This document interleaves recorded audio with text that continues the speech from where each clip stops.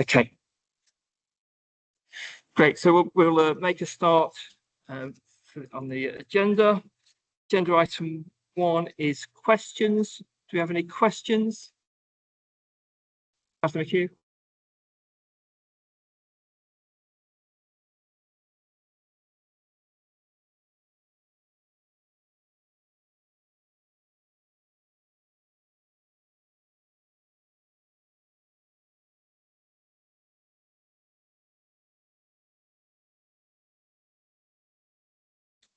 That's probably not something I can give an answer to. Do you have a comment?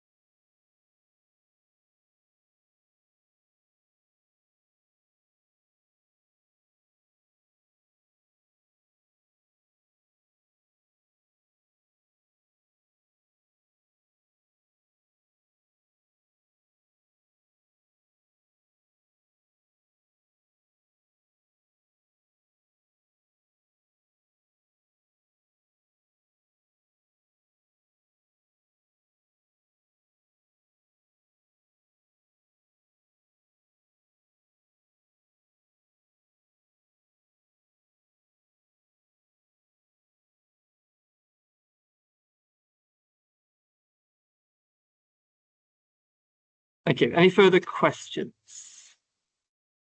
Okay, if not, move on to apologies. I understand we have apologies from Councillor Coombs.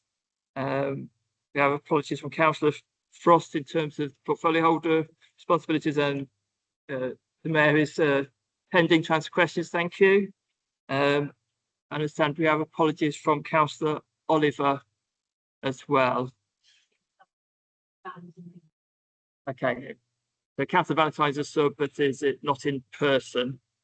So unfortunately wouldn't be able to vote, but obviously I'm happy to take full part in the meeting.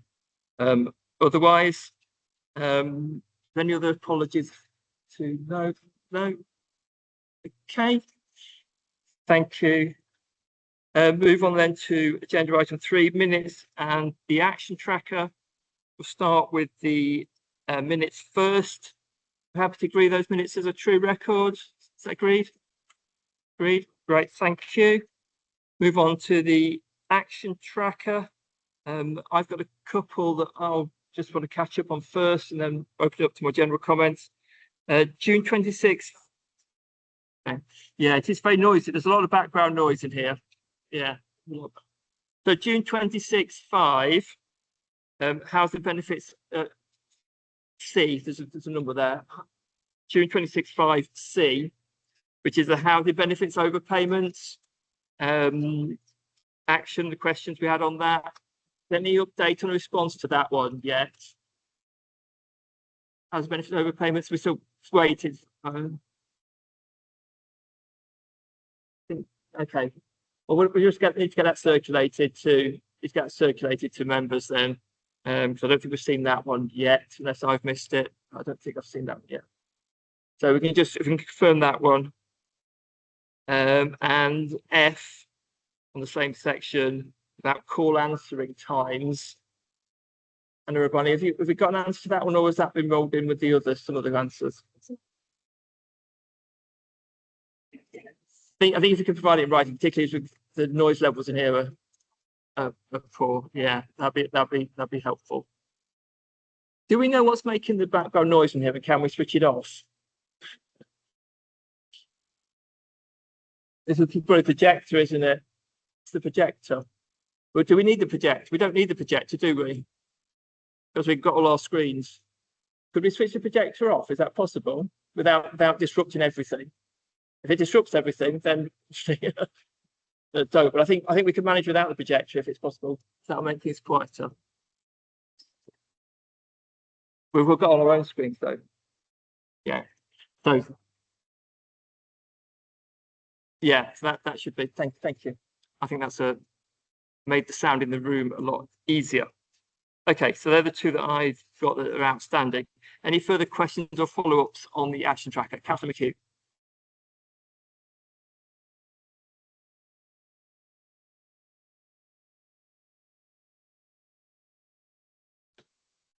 Thank you. Need a lesson from you young people. So you can see I have been busy reading the paperwork.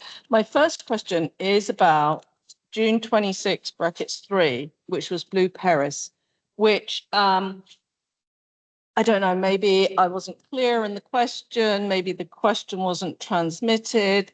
The question was not so much about the revenue. We understand the revenue. So if we are no longer responsible, there's no revenue cost.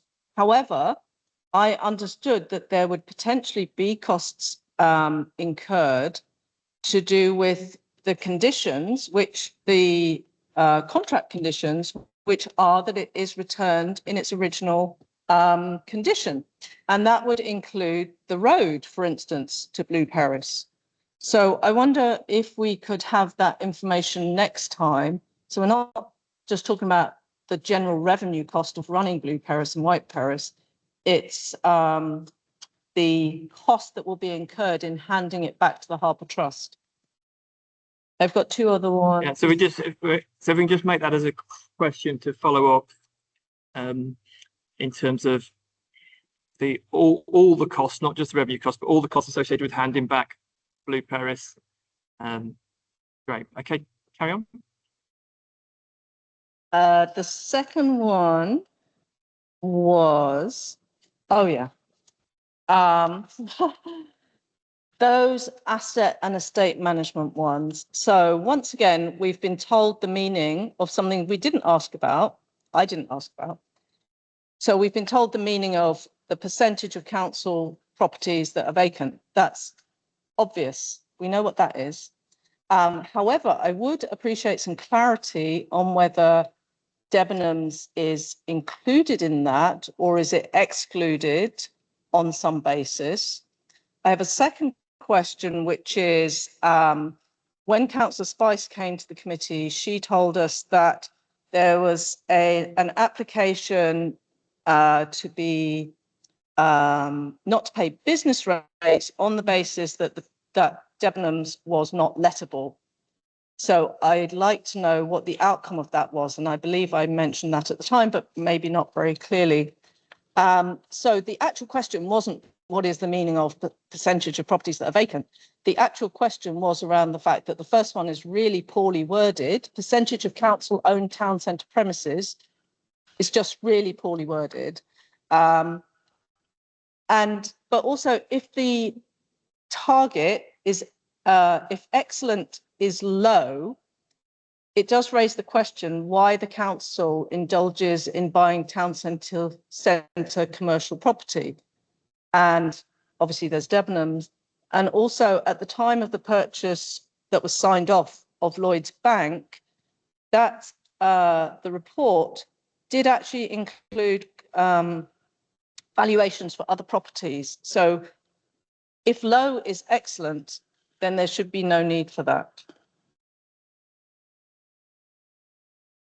Yeah, we'll not to answer those now, or shall we just make a note of those? And yeah, so let's just summarise.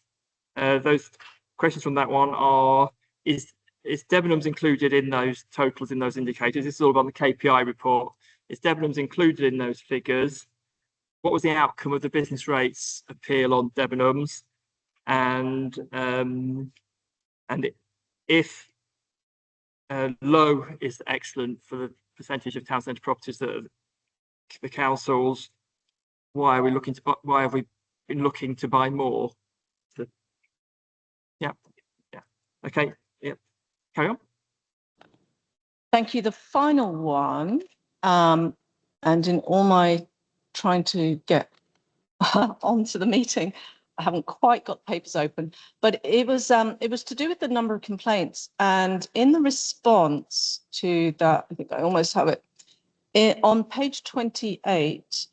it says that, thanks.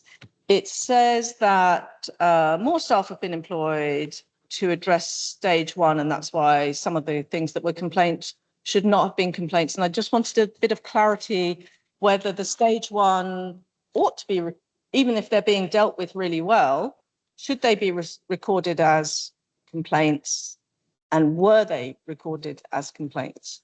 Thank you. Okay, so do you just want to repeat that again? So on the complaints, stage 1 complaints, were they recorded and should they be recorded? Is that right? This is June 26.5. June 26.5. Okay. We're clear about the questions there? Okay. Okay, great. We'll pick up those, follow up on those, and add those to our actions, and we'll pick up on those at our next meeting. Okay, great. Okay, thank you. Anything else we need to update on the action tracker? That's good, because the action tracker is here for a purpose, so we can make sure we get the answers that we're seeking. Anything else on that? If not, we note the remaining answers, receive the remaining answers with obviously those follow-up questions. Is that agreed? Yeah. Okay, good. Item 4, interests. I'll declare a local interest in the housing item, in that I'm a £1 shareholder in Bedford Citizens Housing Association, which is mentioned in that report. Any other interests? No? Okay. Yeah, Councillor McKeon. I'll mention, just in case it's relevant at any stage, possibly under the housing review, that my husband is treasurer of Citizens Advice Bedford, or Mid-Bed. Thank you. Move on then to agenda item 5, which is budget monitoring 26-27, including the efficiency plan. Thank you for the updated report, giving us the latest position. I think it's useful that we've now got a format that's consistent with what other people get, so we will get the same information as other people are getting, and I think that's a helpful way of doing it. So straight over to any questions on that report. Yeah, Councillor Simmons. Thank you, Chair. So this report is stark on the budget position. £6 million overspend, essentially, rounding error away from £6 million of overspend. Half of that is Children's Placements, Children's Services Directorate. And now obviously that's a demand-led service. There's very little we can do to reduce those costs at short notice. What steps are being taken to bring that back under control? And then depending on your answer, I might have a follow-up on that point. Julie McCabe, you answer that one? Or Jonathan Churchill on the line? Yeah, Jonathan Churchill. Yeah, if you're able to, if you heard that question, if you're able to come off mute and answer that question. Yes, I did. It is. I mean, it is right. It is children's placement, and it's predominantly children's residential placements. And it is a smallish cohort of known children that we are working with to try and support out of residential settings into either foster care or into supported accommodation, which we have been successful. That unfortunately in the last month certainly has been outweighed by new children that have come through into residential. And some of them have not actually been in the last month. It's been packages that have just been put on, so there's a delay in the costs coming through.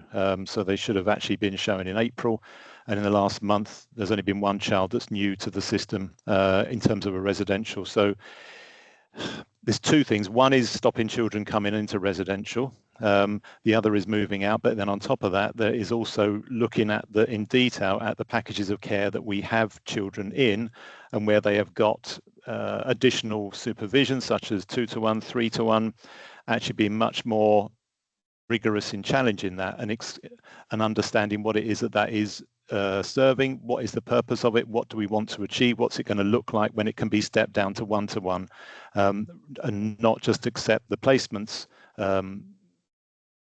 measure, if you like, of what they think they might need. Children's behaviour change quite quickly, either positive or negative, and it's trying to make sure that we are, as much as we can be, matching the need with the child's, or matching the provision with the child's needs at all points. So it's, I suppose it's hard to, overall, we're looking at the trend of the number of children that are in residential, and it is coming down, and that's the thing that we're trying to hold on to. That as long as that keeps coming down, it will start to show in the end. There is always going to be fluctuations of some children that just arise without a trace, and therefore we are in a crisis and they need to be accommodated in residential. But as long as we are looking at the overall figure coming down, which it is, then that's the thing, that's the positive thing to look onto, and trying to not get read too much into a 1 month figures, if you like, of an increase, but actually look at the overall trend of children not being in residential. I mean, I was going to say it's a. Sorry, John, we have to. Yeah, sorry, go on. It's Sorry. like a satellite link here. We need to sort of switch on and off. Fine, to I will shut up. So if you've got, I think there's a follow-up question anyway. So if we cut you off too early, add to the follow-up question. Yeah, Councillor Simmons, I think you had a follow-up question. I did, Chair. Thank you. I think I heard you say in that answer, which was, very, very comprehensive. Thank you. That we've taken on just one additional child during this month. Did you say that? If you just nod your head so I can see, so we don't have to go through the whole rigmarole of. Yes, I can. Yeah. For the record, I can see him nodding his head. So that's excellent. So we've taken on just one additional child. We've had overall the numbers are coming down. The budget put a dump truck full of money into children's services to pay off overspends from the previous year and all sorts of things. And we're still £3 million overspent in a single month. Now, I appreciate what you're saying when you say that we shouldn't just read into a single month's figures. I can appreciate that single snapshots can be just misleading. Is what you're telling this committee that you expect that overspend to correct itself over the course of the year and bring children's services back into budget as a result of the trends that you are seeing in reduced in placements and also reducing the number of children that are kept in place? Yes, that is, and I think what might be helpful, and it may not be, it may be something that's, because of the nature of the detail around the specific children, can't really be discussed in this open forum, but perhaps there is a way that we can present something that may provide some assurance that you can see why we are confident that the cost will come down as the children's care changes over the next 10 months or so.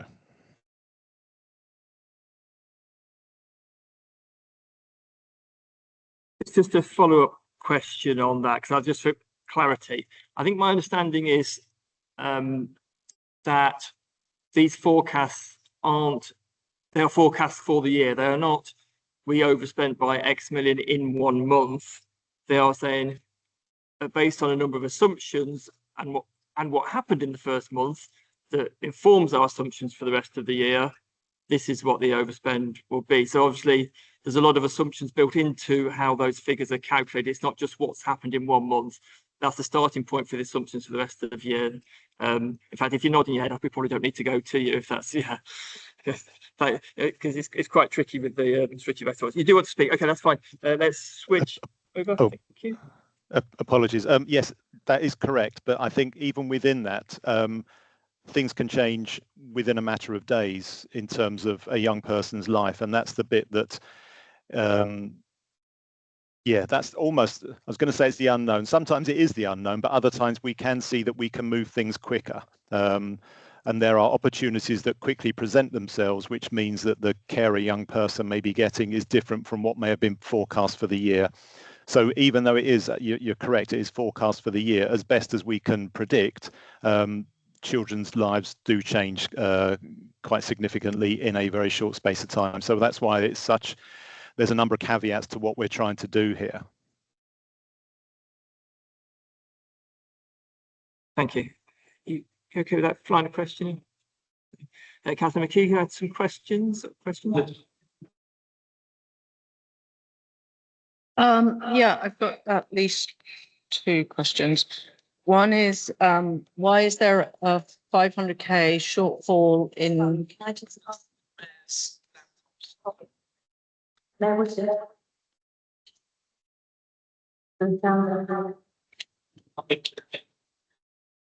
You young people.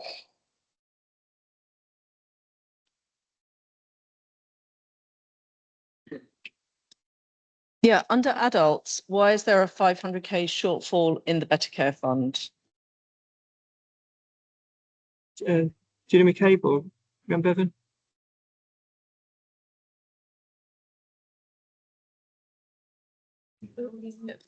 Yeah, so that 500,000 is actually, it's an efficiency that was put into the 26-27 budget, and at the time of setting the budget it was put into that line, and it's around working better with the ICB and sharing costs with the ICB. so there was, sorry, can you hear me now? Yeah, so there was an efficiency put into the budget for 26-27 of 500,000 that was related to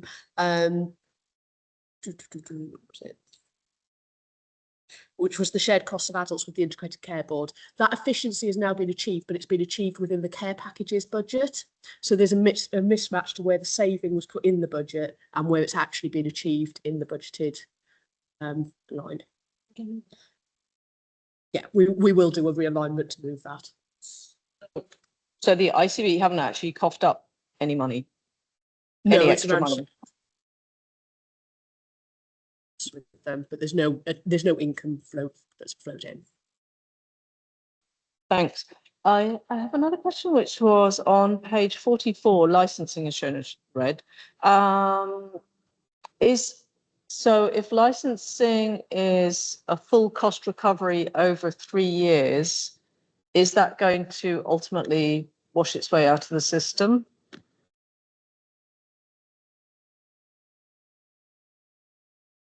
Able to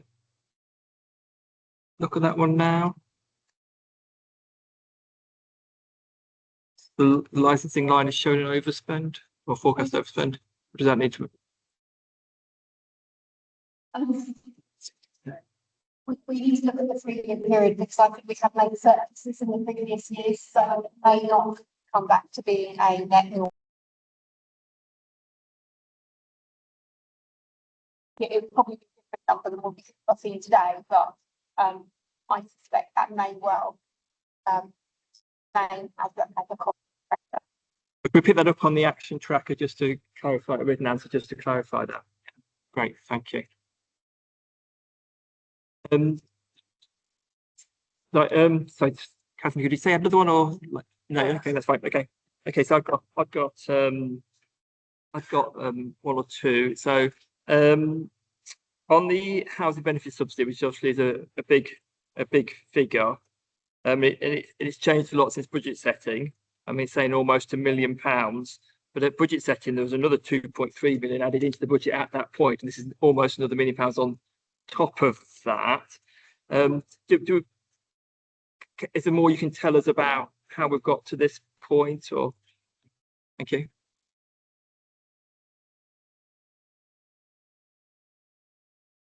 Okay, so as we saw through last year, there's 2 main elements contributing to the housing benefit subsidy issue, and that's the supported exempt accommodation. Okay, so Re-squashing. yeah. So,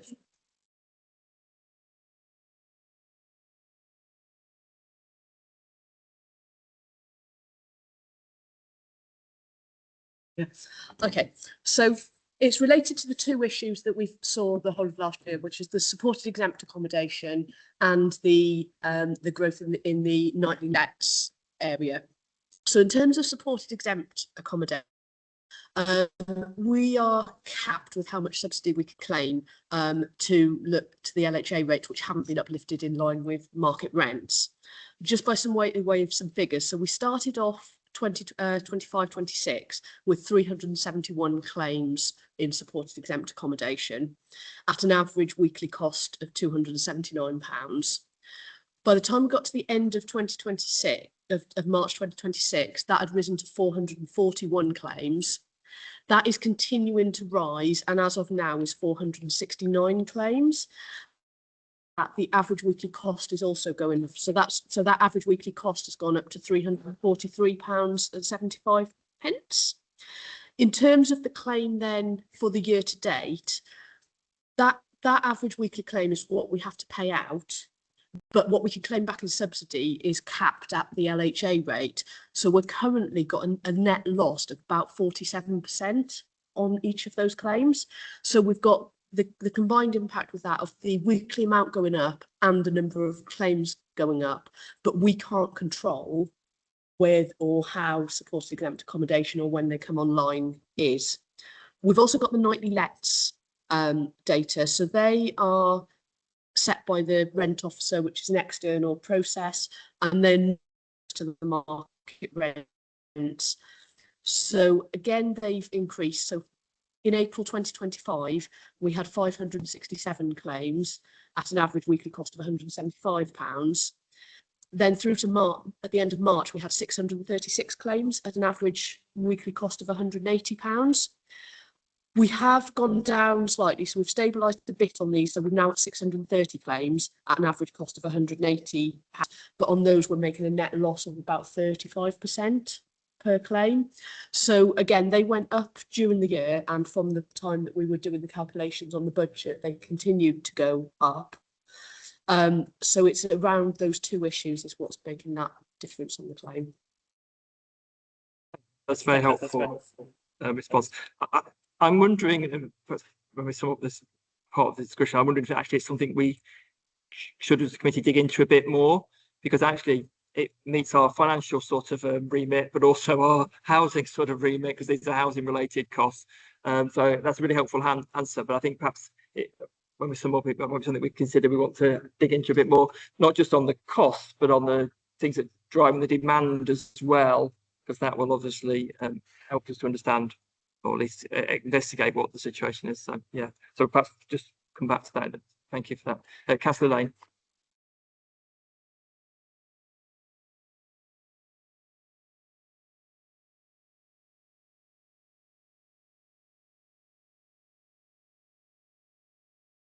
Okay, I hope this works without echoing. So I just had a question on the housing benefit review that been noted as being commissioned, and just when we could expect, whether there was a time frame and when the Scrutiny committee could expect the results from that, if that's known at the moment.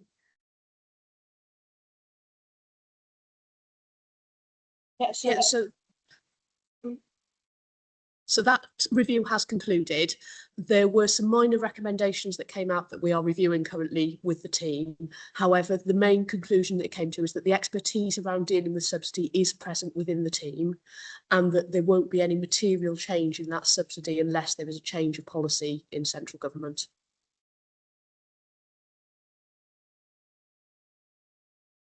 Councillor Simmons. Sorry. Based on that answer just there, the change of policy from central government, has anyone reached out to central government? Are we having those conversations? Who's lobbying the government to make those changes to make this more sustainable for, I presume, every council, because I know that every council's under these sorts of financial pressures, even if we're feeling them quite acutely ourselves. So Laura has written to the MP, and to the Minister, lobbying on our behalf for that, and I believe that the local authorities have too. Big issue nationwide, so yeah, it's affecting a lot of councils. Just to follow up on a different matter, children's school transport, we're seeing a £500,000 overspend forecast there, and the explanation says the biggest element is the further overspend of 231,000, for running costs, mainly in relation to the transport routes. I just wonder whether it's possible to expand on what it means by terms of running costs to the transport routes, i.e. does it mean there's more routes, or does it mean there's higher costs for the same number of routes, or a bit of both? Don't know who's anybody can answer that question.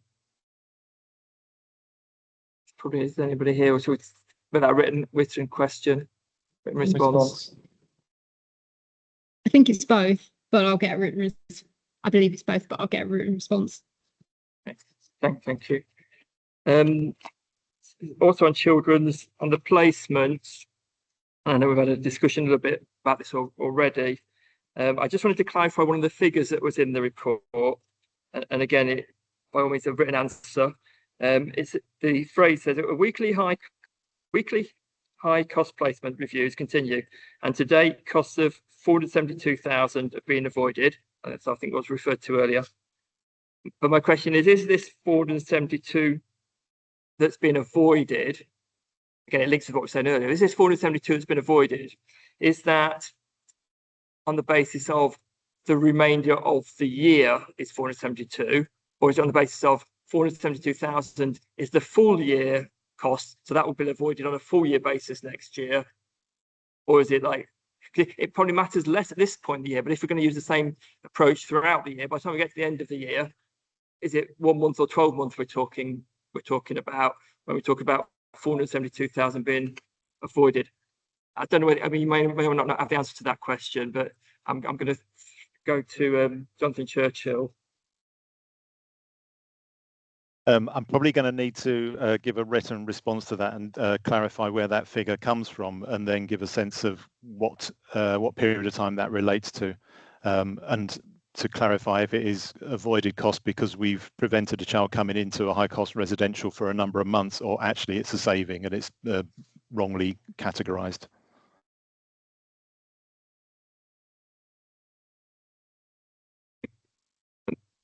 For the benefit of viewers, if you can see me waving my arms around, it's just a switch between the microphone, so apologies for that. So another question from myself. In resources, it talks about a shortfall on income of 215,000, and I think this relates to, I think it mentions it relates to the employee traded services. I don't know whether it all relates to that or some of it relates to that, but I'm interested in how that relates to the savings. I think there was a saving made, but now there's a lost income, if I'm understanding that correctly. Just trying to understand the relationship between this overspend and the saving that was made, as part of the budget. Who's the best person to answer that? Is that answerable? Julie McCabe? Yeah, so the shortfall is all related to income from traded services, and it's partly to do with saving that was on HR, and it's partly to do with payroll contracts as well. So it is a mixture of both things, and the saving on HR employee, and Ali's going to tell me now which one it was because I can never remember which service it was that we stopped. Am I okay to speak? You can hear me okay? Yeah. So we there's a bit of an echo.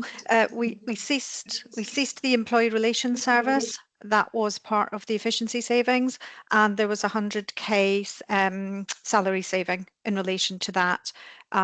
But we've also reduced some of the traded services just in terms of the demand from schools. So that's where some of the pressure is coming from. We can hopefully understand where my question is coming from, in that if we saved £100,000, but we're now overspending by £215,000, that doesn't feel like a good saving. Or is there more to it that's not clear? So it's not all cessation of traded services. Some of it is in relation to our vacancy factor at the moment. So we're predicting at this time. We're not going to make the vacancy factor, and there's also an administration cost for the AVC scheme, and we don't have a budget within HR for that, so we've got to try and absorb that as well.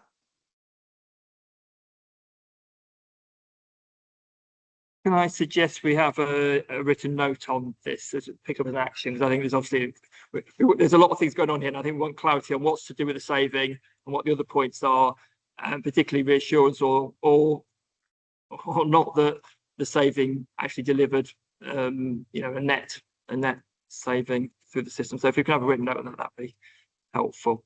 Thank you. Councillor Simmons, were you indicated to ask a question? Thank you, Chair. This is quite a small budget item that I want to raise quickly, but I remember in the budget there was a discussion about the proposal to remove live streaming from committee meetings and from other sorts of meetings and bank the saving in democratic services because we'd have to pay less in overtime. As someone who serves on a rather large number of committees, thanks to the short supply of Conservative backbenchers, I've noticed on a number of occasions that the Democratic Services officers seem to still be there because they've got to oversee the recording of the committee meetings. So I was wondering if the Democratic Services overspend we're seeing here is linked to that in some way, because it seems to me that maybe, you know, that decision might need to be thought about again if it's not generating the kind of savings that we were originally promised in the budget setting process. Thank you. Does anybody answer this question? And with Leslie Blue, whether you're able to answer this question. Thank you. Yes, I can answer this question. So can you hear me? Okay. I'll shout.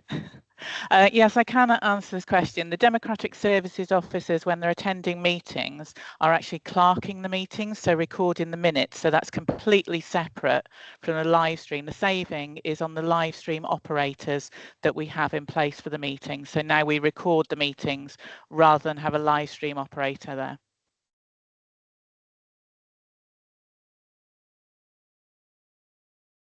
Sorry, perhaps I wasn't completely clear with my question, but my question isn't about, you know, the clerks who attend the meetings. Everyone knows this, but when I look in the booth as it is at the borough, I still sometimes see officers in there overseeing the recordings.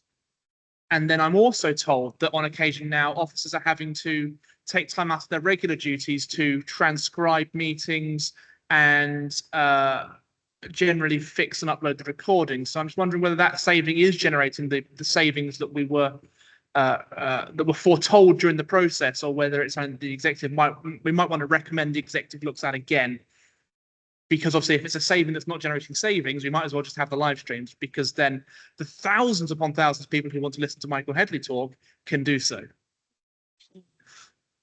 Leslie Blue, do you have a further answer to that, or is it something that would be helpful for us to have a written note on? I can provide a full written note, so you've got a full answer to that, because we're still making savings on that. But yeah, I can see your point, so I can provide a full answer. I struggle to hear there, but I think we said we're going to have a written note. Yeah, thank you. Thank you. Okay, I've got one final question.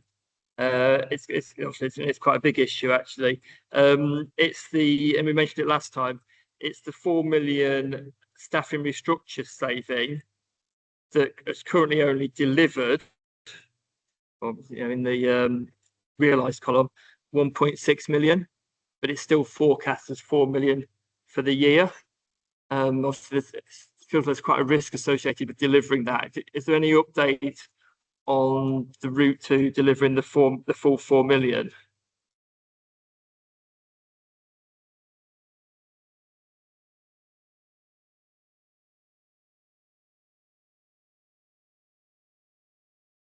Mr. Macaulay, can you answer that one? So in terms of, we're looking at removing vacant posts from the organisation at the moment, and we're still undertaking that piece of work. We've not completed it yet, so that's why it's still sitting with the forecast as it is at the moment. We're also looking at some other options that are workforce costs that we could perhaps take out of the budget. So it is very much still in progress in determining where all the savings are going to come from.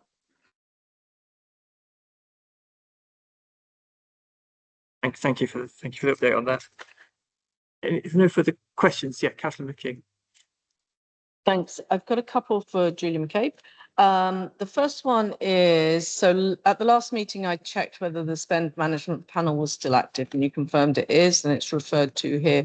So if, for instance, there were an award of, say, £10,000 or more to a sports club, would that have gone to the spend management panel?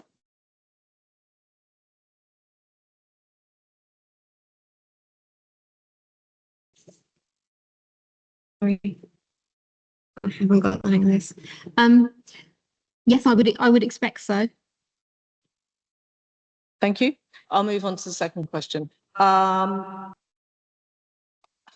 So this report does report, sure enough, on a 6 million gap, but there are contingencies and reserves, and we're just a couple of months in.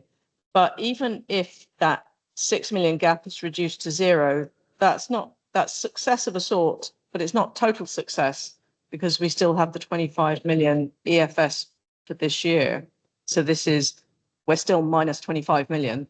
And again, last time I asked how much EFS you anticipated we'd need in 27, 28. So I'd like to ask that again and ask whether you think the 10 million is an underestimate, because my gut kind of tells, which is not a very informed gut, but my gut tells me that's probably an underestimate.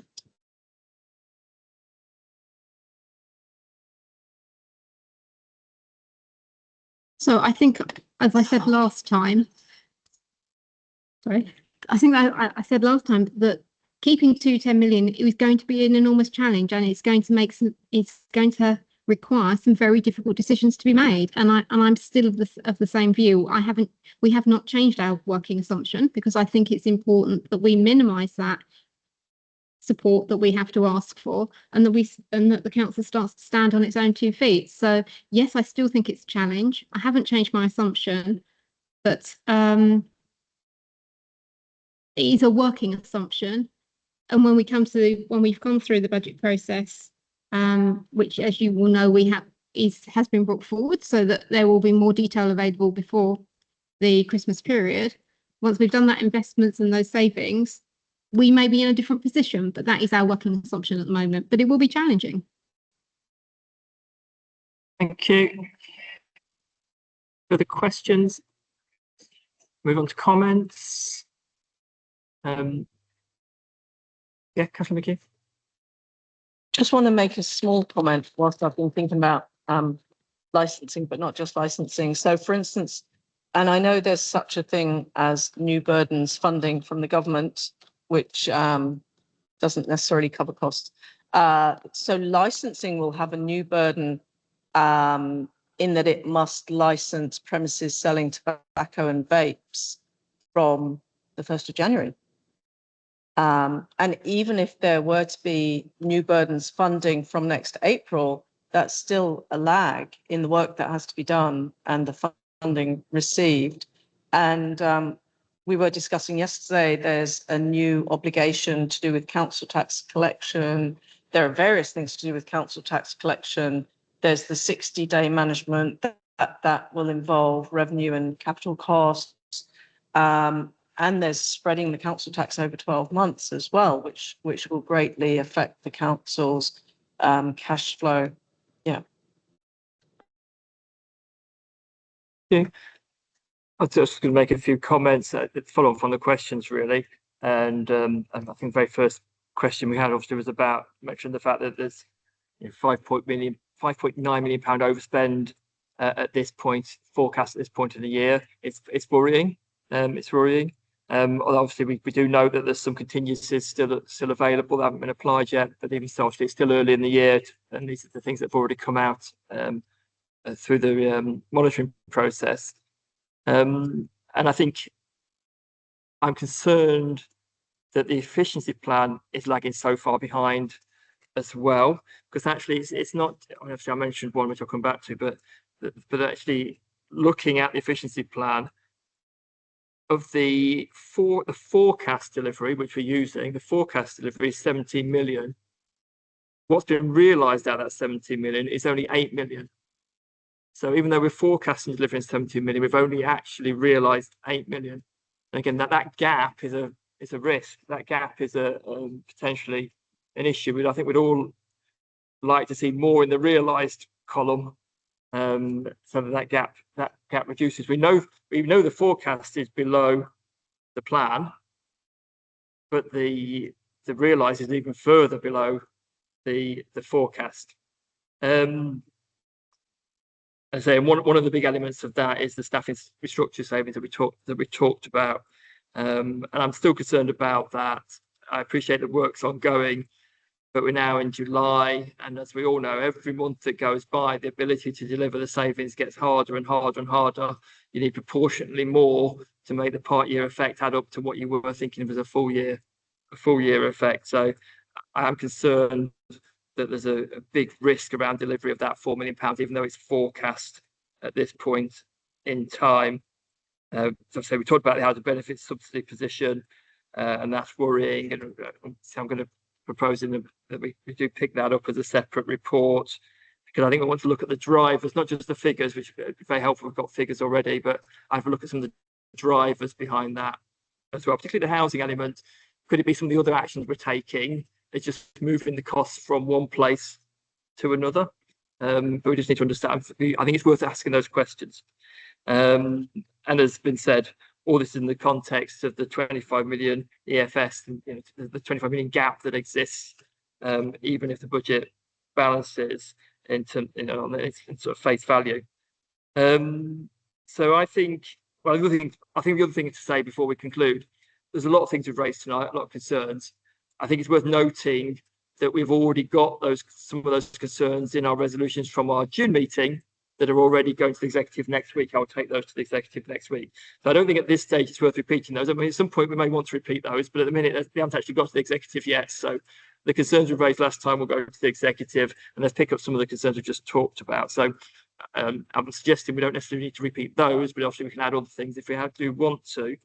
But I think in terms of concluding, obviously people can free to talk after this, but my proposal would be that we would ask for those written answers to all the questions that we've asked. We asked for a standalone report on the housing benefits subsidy, including looking at the drivers as well as the financial impacts. That's my recommendation. Is that agreed? Thank you. Is there anything else to add? If not, we'll move on. Thank you. That was a very thorough discussion of a very important paper. Obviously, this current year's spending position, which is obviously going to be crucial as we keep an eye on that at each of our meetings through the year. Okay, moving on then to agenda item 6, which is the improvement plan progress. And we have got the Mayor here as well. If you've got questions for the Mayor, we've got Jonathan James as well, who can answer questions. So first of all, I'd just see if there's any questions for the Mayor first of all on this report. If not, oh yeah, Kath Simmons.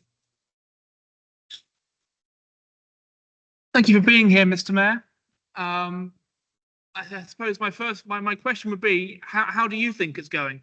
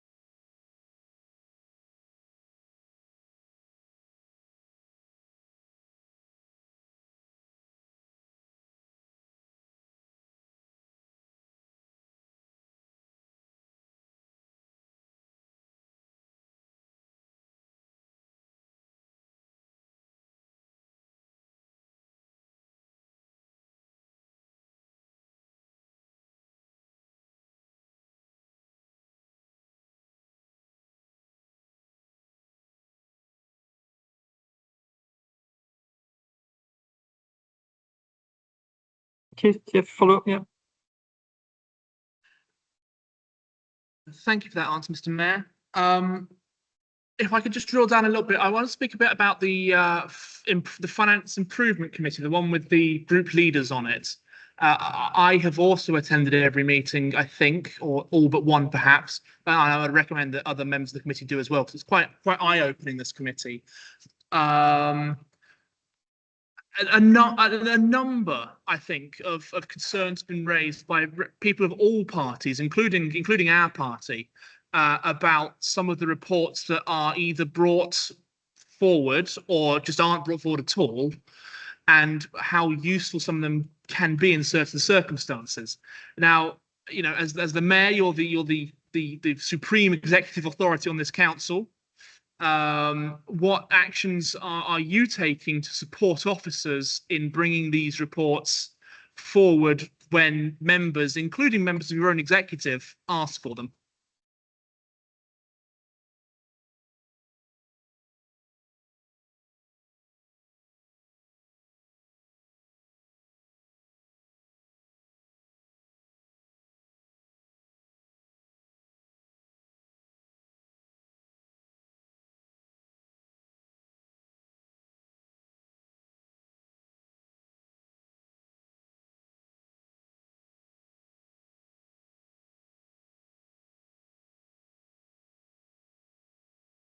I was doing so well. Mainly because we are experimenting, we are trying. And if it doesn't work this month, guess what? It'll be next month or a month after.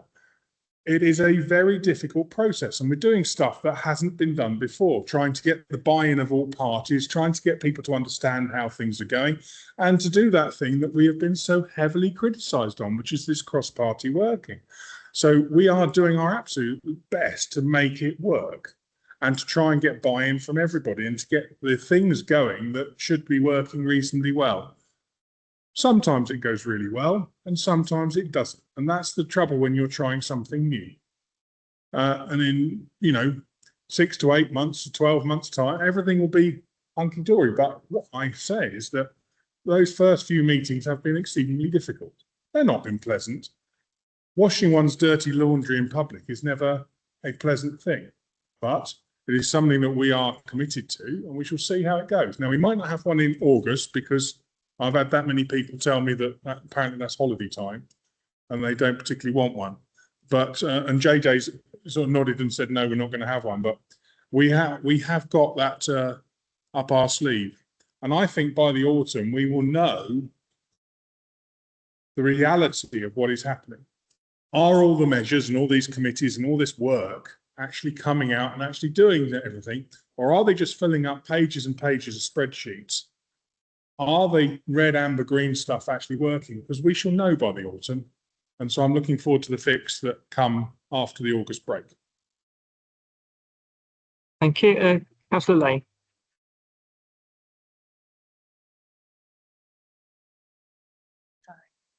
Sorry, hope this works. Sorry, Mr. Mayor, you mentioned that in 6 to 8 months it's all going to be hunky-dory. Can you just explain how it is?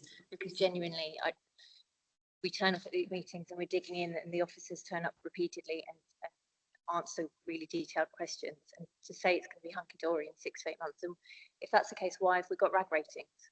And why are we sitting here calling back decisions and representing queries at the executive? So if you've got a plan that nobody else here knows about for 6 to 8 months, please tell us what it is.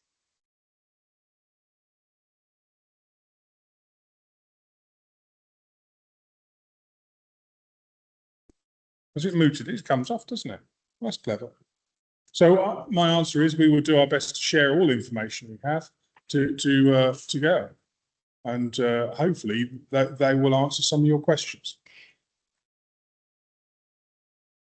Thank you. Do you want to follow up, Councillor Lane, first? My question that I asked then wasn't answered. I asked what the plan was for the next 6 to 8 months. You've brushed me aside and told me that you'll share information, and hopefully that will answer my questions. I'm sorry, but I didn't hear your question very well. I thought you were asking about something I could provide an answer with. So I will do my best to get you the information you require.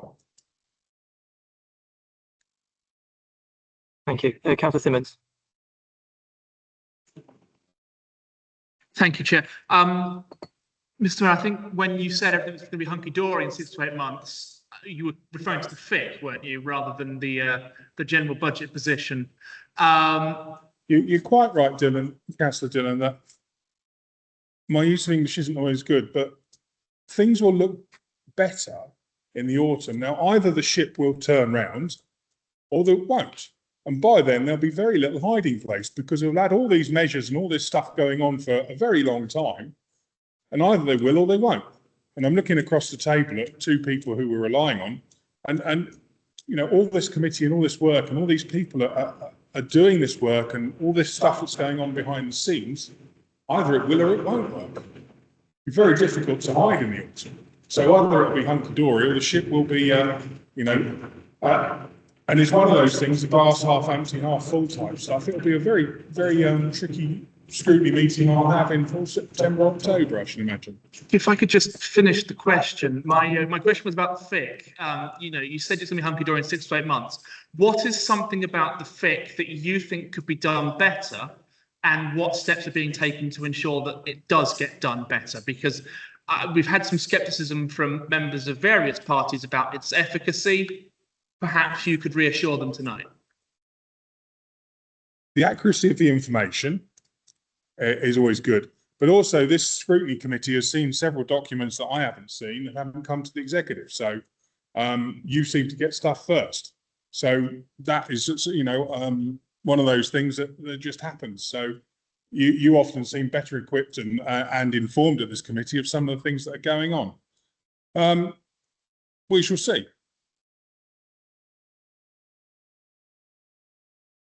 Thank you. I think we make it our business to be well informed. Oh, indeed you do.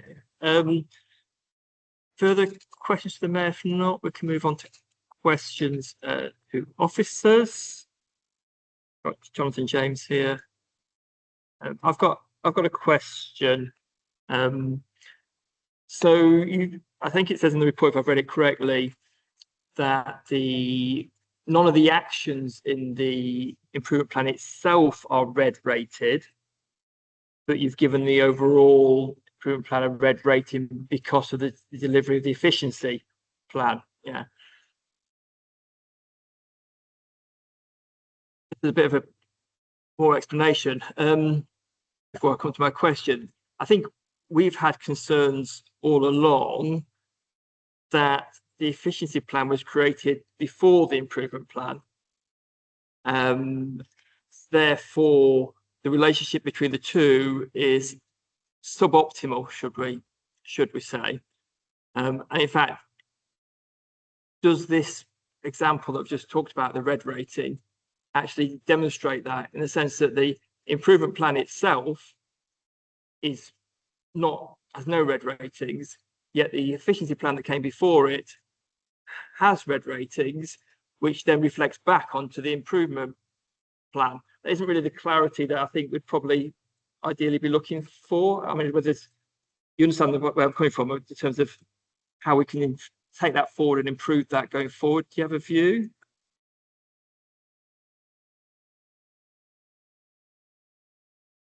Chair, yeah, I think the comment's been made at a number of previous committees that if you did all the actions within the improvement plan, it actually wouldn't deliver the efficiency savings that's required in terms of the medium-term financial strategy. So there are a number, there's about 3 or 4 targets within the improvement plan which are related to the efficiency plan. Clearly, the efficiency plan's got a lot more in there. And some of those, because they're red rated in terms of delivering the efficiency and saving, that has that impact on the improvement plan. But the improvement plan as a standalone document doesn't give you the savings. So that's why the two are interlinked, but actually you probably would argue that the efficiency plan is the bit that's actually going to give you the financial stability rather than the improvement. The improvement plan is very much around sort of the governance, the structure, the sort of operating model for the council. not about actually delivering a shed load of savings, because that's really down through the efficiency plan. Add to that, Julie McCabe.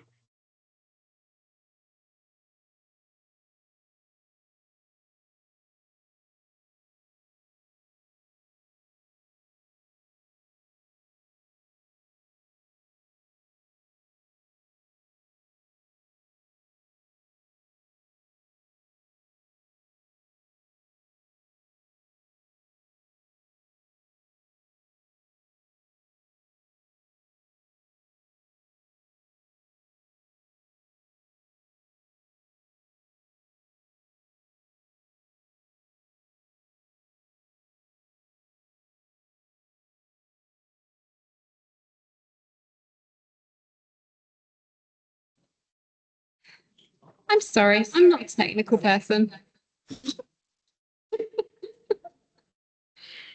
Sorry, what I was trying to say was I see that the. Yeah, okay, okay. Yeah, I see this, the improvement plan is the strategic document.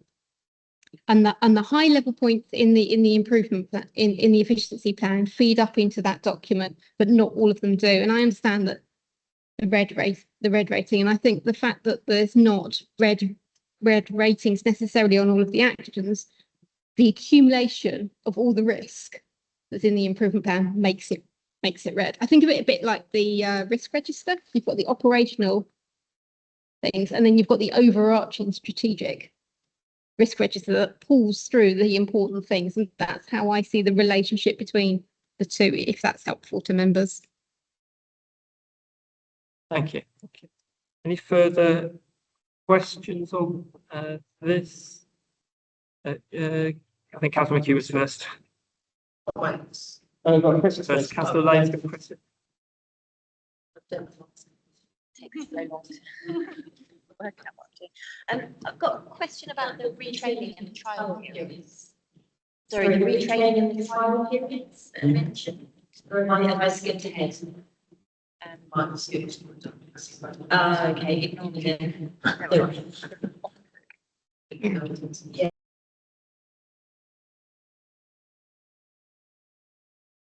We'll come back to that then. Councillor McHugh, ready for a comment? Yeah, thank you. So I don't celebrate the existence of multiple committees and plans for their own sake. Who would? And I don't take them as an indicator of likely success. And in fact, I almost laughed to see that we now have a golden thread linking all of our plans. It's kind of like, we shouldn't need that. It should be more succinct. It should be obvious.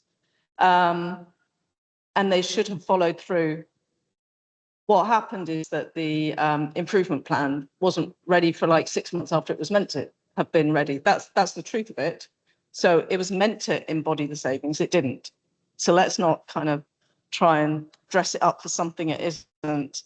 So the mayor says that it's difficult to hide. It will be difficult to hide. And yet he is doing an excellent job at it. Responsibility seems to just fall off his shoulders. He didn't ask permission to spend the money that we have moaned about meeting after meeting. And yet it seems that now the responsibility for rectifying that situation lies with other people.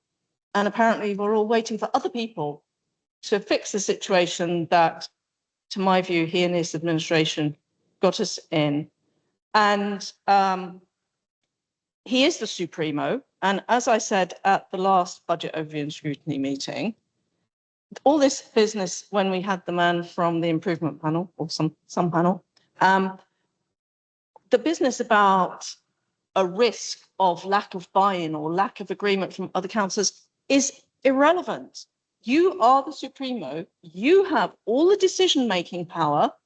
The rest of us, to a large extent, do not matter. So get on and do something good with your Supremo powers.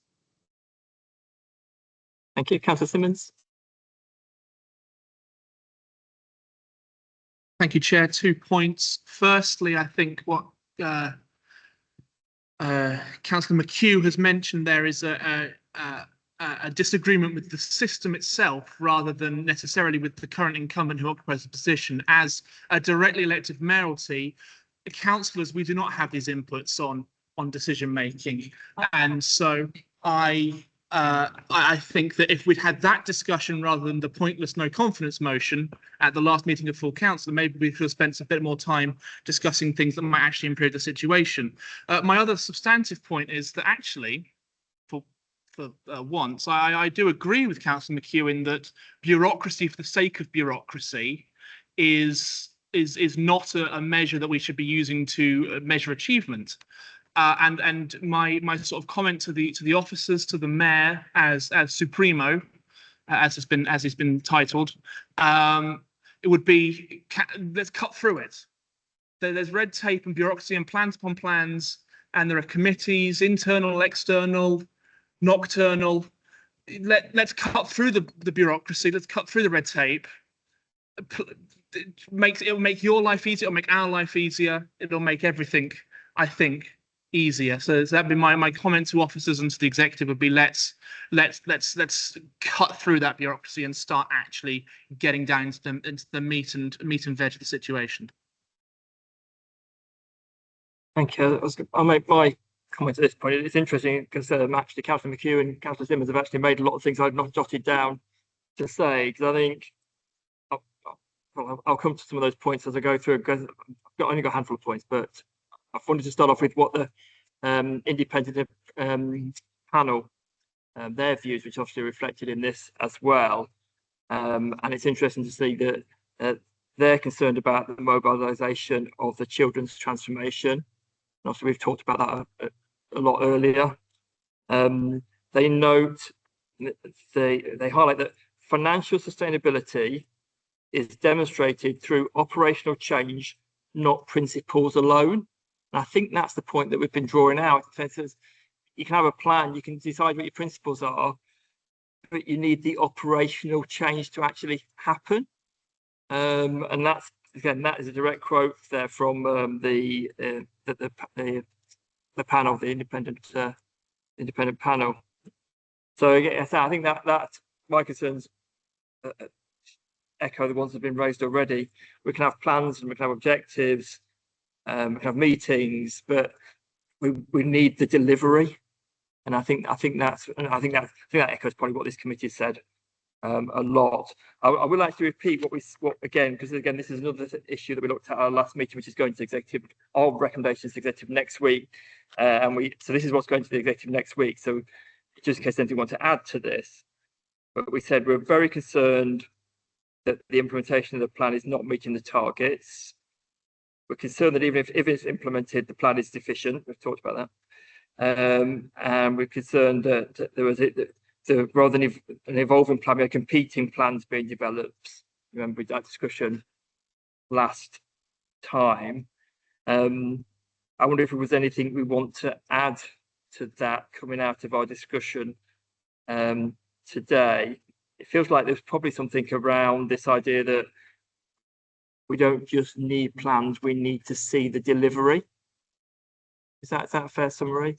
So I think if we could add a recommendation, I might verbally raise it next week. Formally, it might take another cycle before it gets to the executive, but the mayor's here to listen anyway.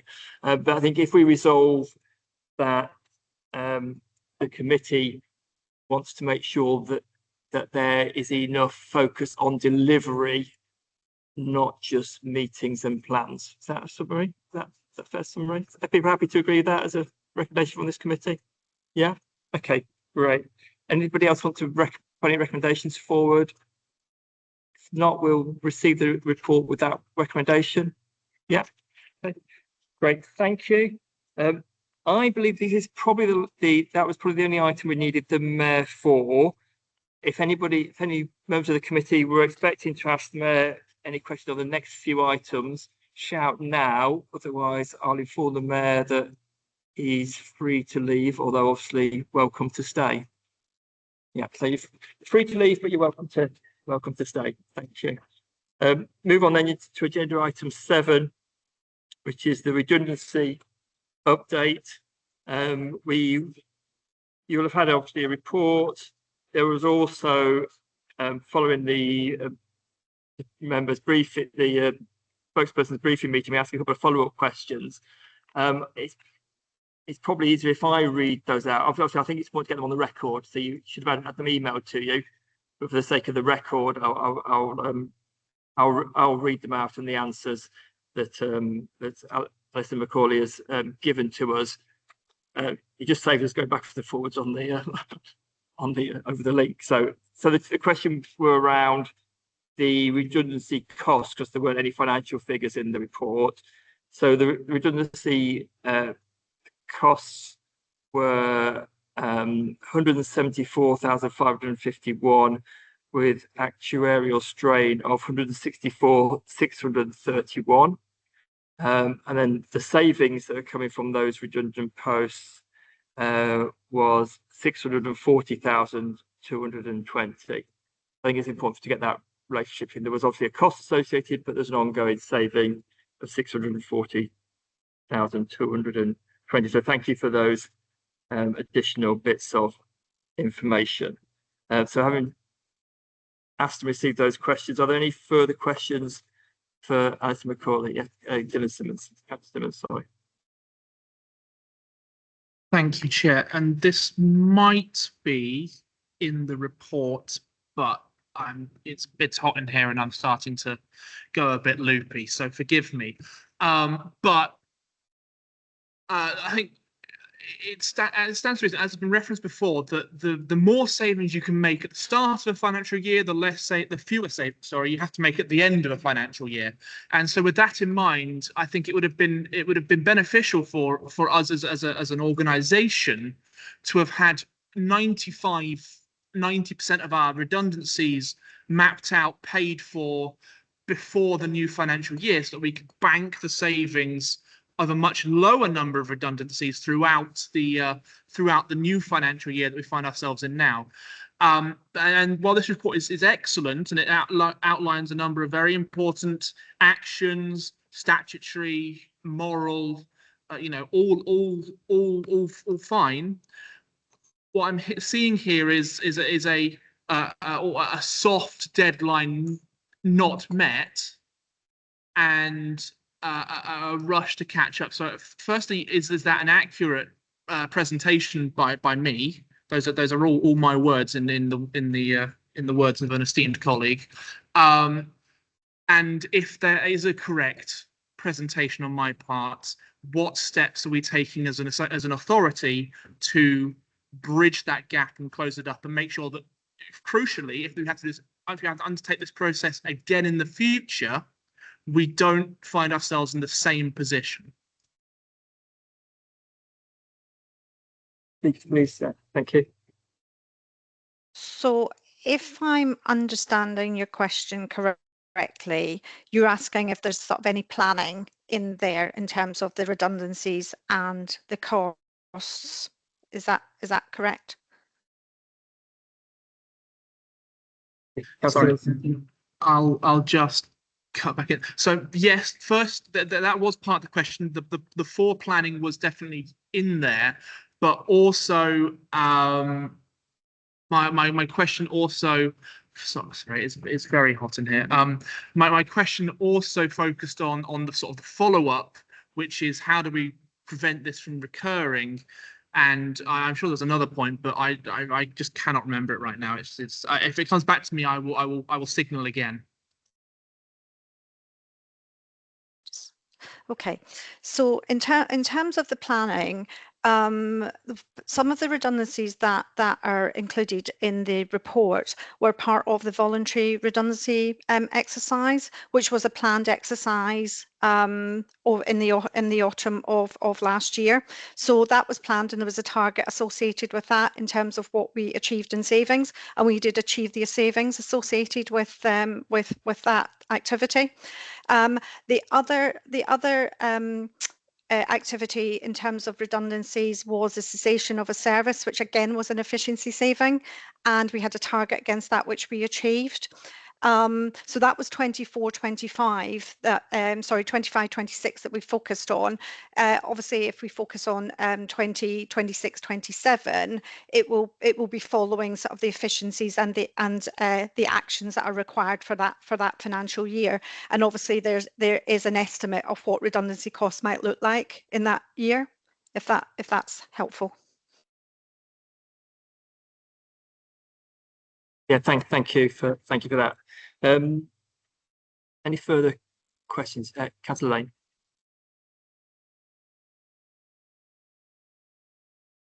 Thank you. Hopefully I'm asking the right question at the right time now. I was interested in the bit about the trial periods and the retraining,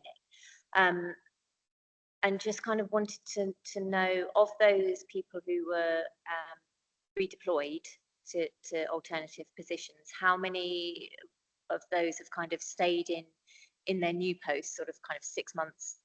I think it's probably only 6 months. There's probably not many people who've been redeployed and are in a new post for 12 months yet, given the dates, but correct me if I'm wrong. Yeah, so how many of those redeployed employees remain in their new positions, and what are the costs? Because it details that full training will be provided to help employees develop their knowledge. So what were the costs involved with that kind of retraining of redeployed employees? That makes any sense whatsoever. It does. So in terms of those that are still in post that were redeployed, out of the 23, there are still 21 people still in post.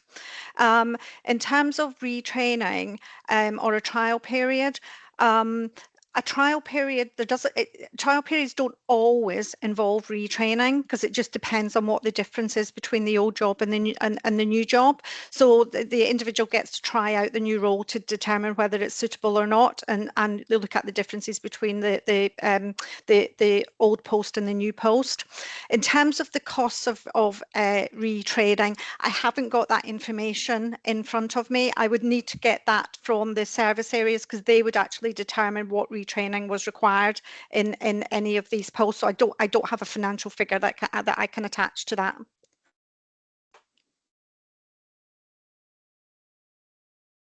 Thank you, Councillor McHugh.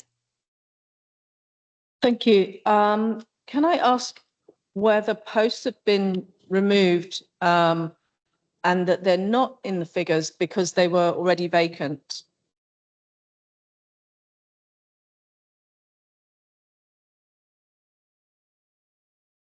Sorry, the posts that have been removed that were already vacant. They're in terms of what you have before you. There were no posts there that were vacant.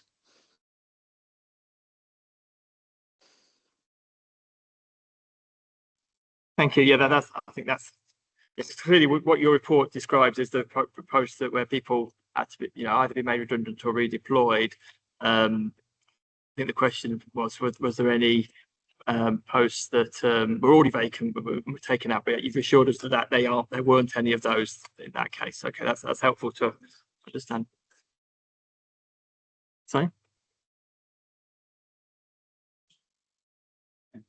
I think that was the the implication, that there weren't posts.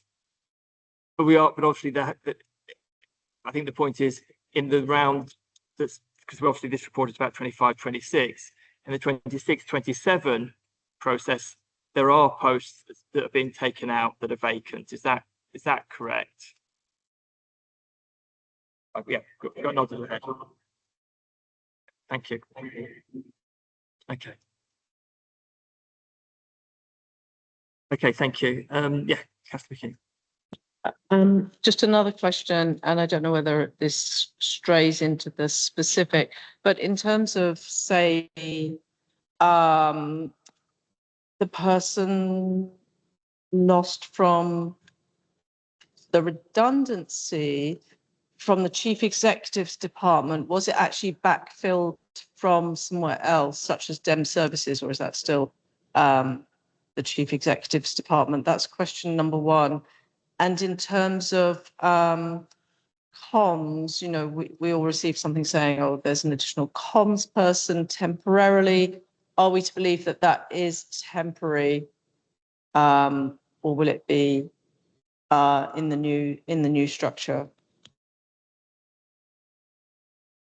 So comms, I mean, I obviously I can't go into individual posts in this forum, but comms, it is known that that is a restructure. In terms of the chief executive's area, that will include legal, communications, democratic services, property. So there's a range of services within there.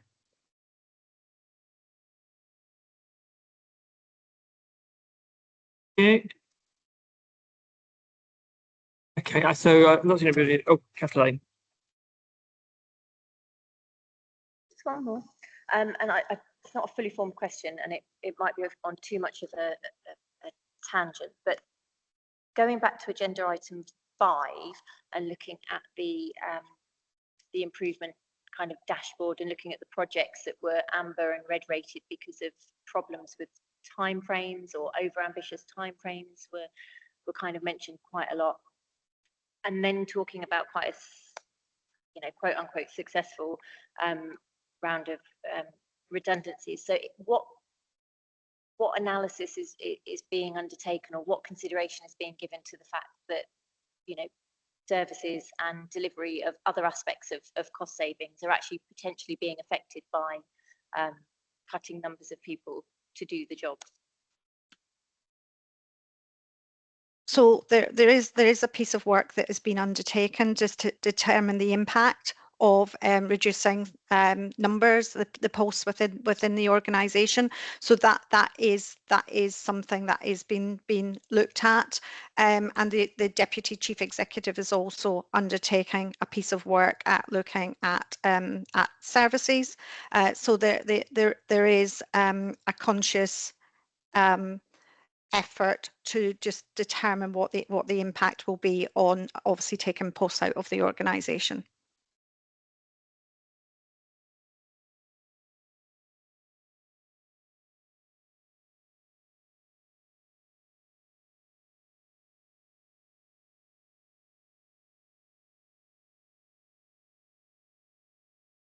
Sorry, I was just going to...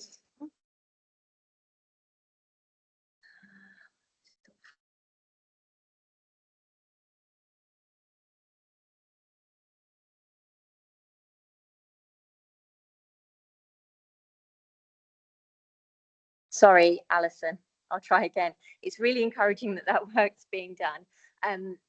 But who's going to see that when it's completed? Who does that get reported back to? Could we ask to see it here, or is it going to go to a different committee? Because it's probably relevant for this committee, I would suggest. So I think in terms of the work that's been undertaken, that will be reported back to CLT. CLT are very much involved in that piece of work. In terms of what the impact is, I mean, I don't know the exact answer to it, but my thinking may well be that it will be something that's reported back through the forums that we've already got for the improvement plan. I think we could probably, yeah, we'll probably round that up as in our summary of what we want to see, I think. Any other questions or comments? Yeah, Catherine McHugh.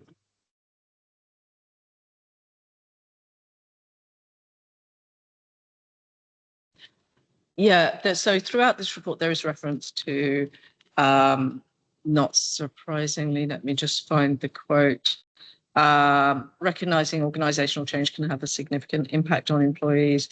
Absolutely. So I just want to say this is, you know, employees staff will be feeling the stress, and it's clearly a difficult time, and yeah, we need to bear that. It's a difficult time, not only because of the redundancies, but as Councillor Lane just mentioned, there are all the requirements to tackle the financial crisis as well. So just want to put that on record that we do recognise what a tough time it is for staff. Yeah, no, very, very important to recognise that.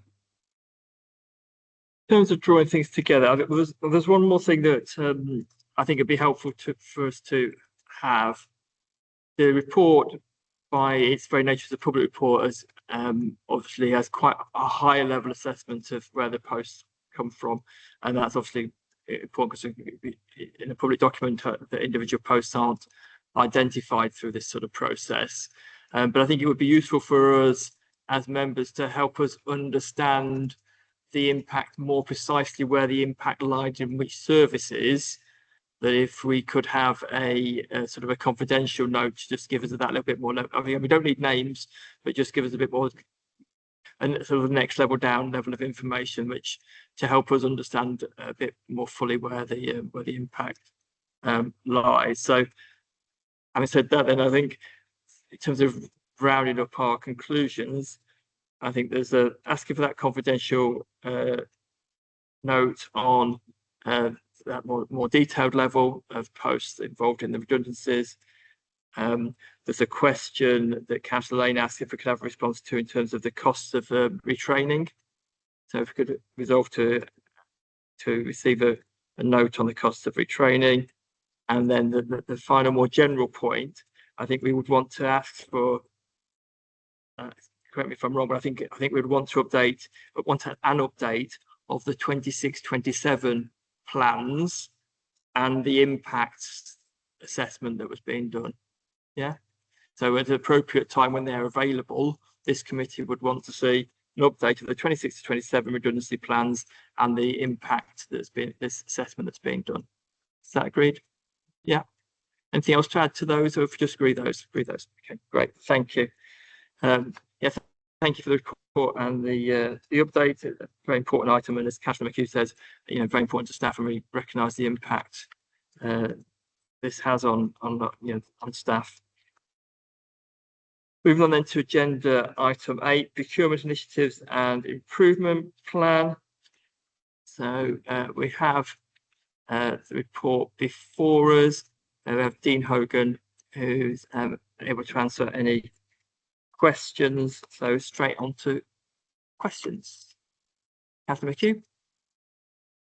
Thanks. 2 little questions. Number 1, on page 80, it says something like that the new system improvements cuts. So page 80, 2.7.3.1 cuts out manual data gathering by allowing freedom of information requests to be resolved instantly via a live link, which sounds miraculous. And now it was late in the day when I was reading this. Is that some special subset of freedom of information requests that can be resolved instantly via a live link? Yeah, thank you, Councillor, for that. I think the plan with that is that we're trying to get more efficient and more sort of take some of the timescale out of responding to freedom information requests. That is an option for us to look at. We're still refining that and improving it, but it is a way for us. We're trying to look at how we can improve it and speed it up and actually get more accurate with it at the same time as well, to sort of get those responses returned as quickly as we possibly can. So yeah, it's a good point you raise. I think it's still under we're still looking at how we can get better at that, but it's an option that's open for us to sort of get better at, and something that we're looking to improve as part of what we offer to get those sort of queries and sort of information requests coming through to us. We get those resolved and answered as quickly as we possibly can. Okay. Thank you. So just to clarify, that's across the board, that's all topics you're saying. Maybe you want to nod instead of coming back on microphone, or come back. All topics that are relevant to what we're involved in as a procurement and commissioning function. So anything that's relevant to us as our as our remit. Okay, thank you. It's a subset of the total. My other question may not be for you, but in this report, you talk about Consilia and the desire to receive services and goods from more SMEs. Now, I've recently received some complaints about the borough's slowness, more than slowness at paying invoices. Do you happen to, and payment of invoices is particularly critical for small companies if they have a big contract with the council. Do you have a notion of how you're performing with respect to paying within 30 days?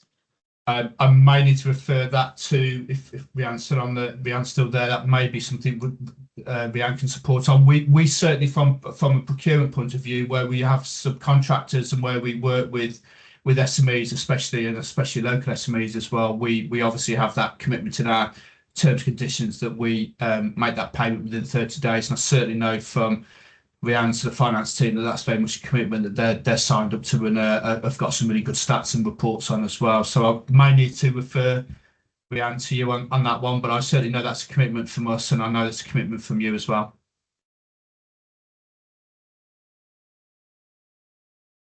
Thank you. Rhiann Bevan, did you want to come in on that? Yeah, so we do collect stats on the payments within 30 days. So we do collect the stats on the payments within 30 days, and I'm happy to give you a written answer on where we are with that at the moment. Thank you. And if there is a grumbling issue, should we come to you with that? Thank you. Yeah, and obviously I'm there to support if that's via our sort of custodial agreement. If there's any issues around that, then obviously I'm there to support and work in tandem with Rhiann as well. So very much, yeah, we'll look at that between us if there's any issues on that. Thank you. Any questions, any comments? Councillor Simmons. Thank you, Chair. Thank you for the report. I think this is something that as a council we've not been getting right for far too long, and any chance that we can take to get better at it is something we should take. As the report mentions, the SIPFA report said that we've been hollowing this out for 10 years across multiple administrations. So I'm glad that we're starting to turn the oil tanker around. Just yeah, thank you very much. The inclusion of more technology and data sounds wonderful, and I hope that it continues to yield some positive benefits. Thank you, Councillor Simmons. Noted. Thank you. I think it's obviously a very helpful report, and very helpful to see the progress that you started to make and the action plan put in place, and very much appreciate the report. I'm going to suggest that perhaps, because obviously it's still quite early days and there's quite a way to go, that we ask for an update next year, by which time there'll be obviously a good deal of progress for us to look at. Councillor Simmons. Thank you, Chair. And I hate to disagree with you, but I'm wondering actually whether there's a rationale for us to have an end of year one review rather than a review in the middle of the second year. So perhaps in the sort of February, March, late winter, early springtime, we could have a retrospective look at how everything's gone over the course of the year, and then, as you quite rightly suggest, have another look at it in second to see if progress has continued across 3 data points rather than just the 2.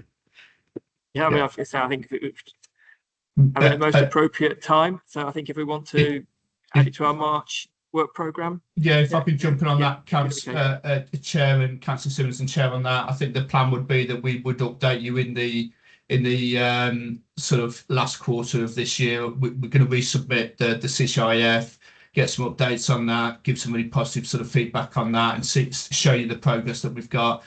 That would work really well for the first quarter, the first quarter, the end of this the last quarter of this financial year, but sort of around that March time, April time would work really well to give you some updates to this committee on progress, what we've done, how we've sort of gone about it, and what the evidence is to show what we've done. So that would work well, certainly from the progression and the plan and the action plan, the sort of the timescales that I've got would work really well to update this committee around that time. Great. Jim McCabe, do you have anything to add to that?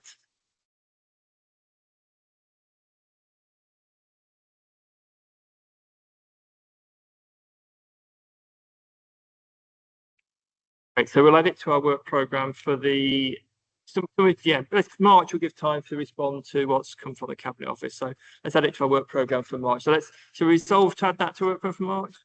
Agreed? Great. Anything else on that item? No, great. Thank you very much for the report. It's a very interesting report, and obviously we're interested in seeing progress against that. Thanks, okay, Chair. move on then Thank to you. agenda item 9, which is the Member Finance Awareness Training. You've got a report there essentially of what happened 2023 and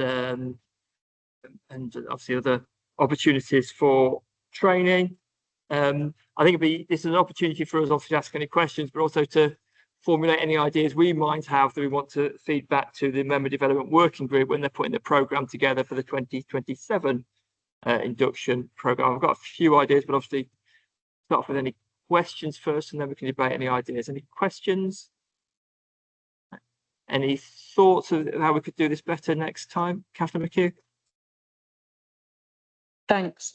I was involved on GP in commenting on the plan for training in 2023, and I'll make the same point that I made then, that May and June are really busy times for newly elected councillors.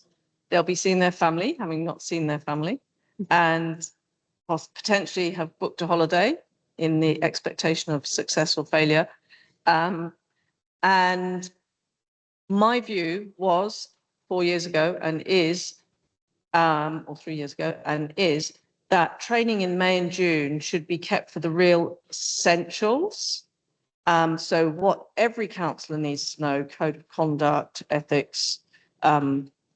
Obviously, you shouldn't touch the council's IT until you've done necessary IT training, and planning and licensing training are essential for those who will be on planning and licensing. And I think planning and licensing training, and again, I've said this before, as I said at the Leave Brighton conference, I think those could usefully be repeated at the start of year 3. So that would be 29 in that case. And the other training should be filtered through the summer and possibly into the autumn. So tell people what they absolutely need to know to start with, and maybe some taster bite-sized sessions, but filter the rest. And some people don't like doing things in school holidays, but we have to look at the reality. In year 1 of an election cycle, May and June are very busy. Thank you. Kath Simmons? Thank you, Chair. Yeah, to build on Councillor McHugh's point, I think for a lot of this training, I was a first elected councillor in 2023. We have with us a first elected councillor from 2024, so we have some spring chickens in our menagerie today. And from sort of a user perspective, as I was as a first-time councillor, I do think Councillor McHugh is absolutely correct that one, there was so many training programs and it was overwhelming. I tried to go to everything and balance committees and balance everything else. And by mid-June, I had to take a week off because I had burned myself out a month into this new role.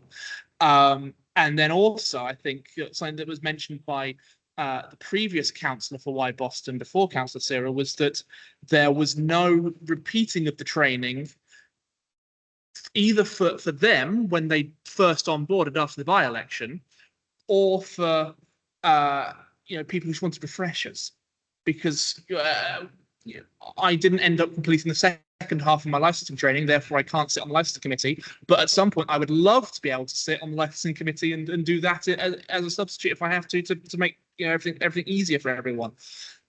So having not just spreading it out over a multi-month period, but also having refreshers and having specific training for by-election winners who will miss everything because they turn up later than everybody else, I think would be very beneficial. Obviously, if it can be done at a reasonable level, there's also such a thing as too much training.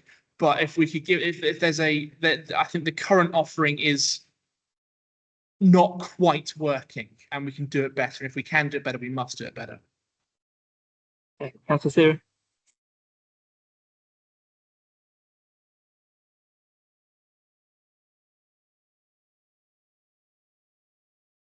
Thank you. I'll just second what Councillor Simmons said. I came in 2024 and I literally had no training and I was put straight into budget, yay. But luckily I had a financial background. So it was easy for me to assist, but I can understand and fully appreciate that actually had I not had that, I would have been coming in completely blind. And I was only offered a course a couple of weeks ago, which I did attend, and I have to say I didn't find it extremely helpful because a lot of the things that we need to sort of decipher is especially the trackers. And if you're not used to seeing that, if you don't understand the figures, or because everything's not as it seems, so even though numbers are going up, in actual fact they're sort of going down and so on, and so that would have been helpful, just an explanation of the tracking system and things like that, and in little snippets like everyone said, because there's no way that when you join in May you're going to grasp that entirely. So that would be really, really helpful. Thank you. I mean, I think these are very helpful. We'll summarise all these at the end. I don't disagree with anything that's been said. Just a couple of things I'd perhaps also add. I think we need to make sure that the new members at an appropriate time, probably early on though, do get an awareness of the council's financial crisis. So in terms of, there's two we're talking about the financial training to understand how the council finances work, but I think obviously new councils coming in have got to understand the financial predicament, if you prefer that word, that the council's in, and the improvement plan and that part of it. So there may need to be separate out the here's how council finances work bit from the here's the immediate issue that the council's facing as you start your role. So I think again, so there may be three stages almost. You've got the very, very initial. It's a very high overview of how things work, as we discussed. Really in the first few days, very high overview. We've got here's the financial crisis, the financial predicament, if you prefer, that the council's in, and we've got this improvement plan people need to know about that, and then over a much longer period of time, you can go through here's in more detail how the council's finances work, how the processes work, how they do, so I think that's one point. The other thing is that I think I wouldn't be surprised for this committee emphasise the importance of ensuring that there is training on the council's finances, and that people are encouraged to attend the training on the council's finances at the appropriate time in the appropriate proportions. Yeah, Councillor Searing.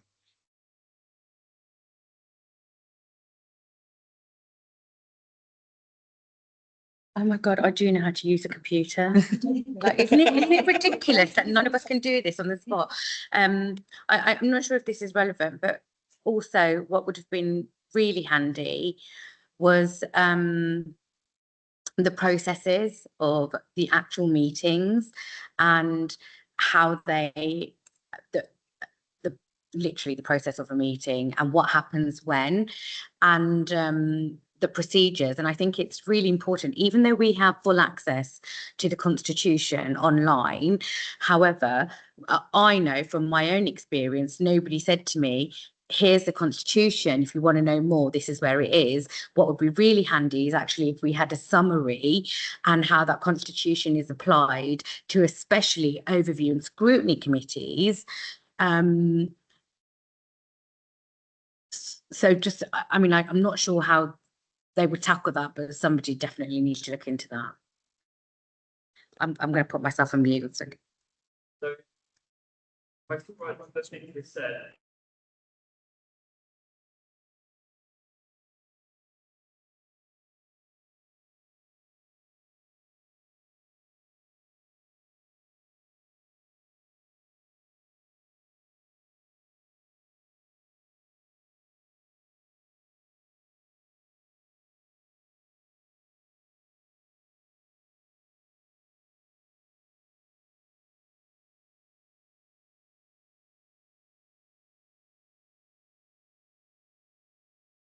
It doesn't always, you press the button and it doesn't always do what you think it's going to do. Right, okay, let's start again. There needs to be some introductory training that's very high level and compact in the initial stage. Then, particularly in the current circumstances, particularly for 2027, there needs to be some awareness raising around the council's financial predicament and the improvement plan. But the more detailed here's how the finances work should be spread out over a much longer period of time, so people have a chance to take it in as part of a longer training program. And there should be refreshers and opportunities for newly elected councillors within the 4 years by election winners. There should be a simple guide produced for how OSCs, obviously from our perspective, how OSCs work and procedures in general, but obviously from our perspective, a simple guide to how OSCs work. And this committee also believes that finance training should be given a high prominence in the training at an appropriate time, and people should definitely be encouraged to attend. Yeah, Councillor Sarah? yeah, sorry, could I just add that I feel in particular when it comes to the finances, perhaps there should be a compulsory training session for all councillors involved, only because we're all expected to vote on the budget. And I wholeheartedly believe, which I don't think anyone would dispute, not everybody understands the budget, and perhaps they just put their hands up because their colleagues are. So it's imperative that if we're all going to vote, if we're going to have an opinion, we understand the basics. And I feel like that should be made compulsory. So if that needs to be referred back to the executive or the current administration to perhaps enforce that, then please can we do that? Thank you. As a Liberal, I don't like compulsion.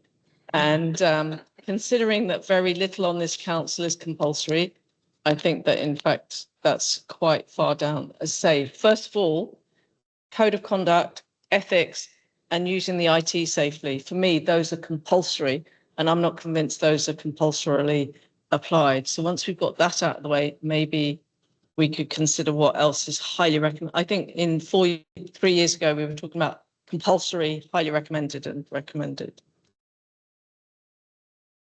Get a consensus, so we're happy to say that it should be given high prominence and highly recommended rather than compulsory. Councillor Sarah?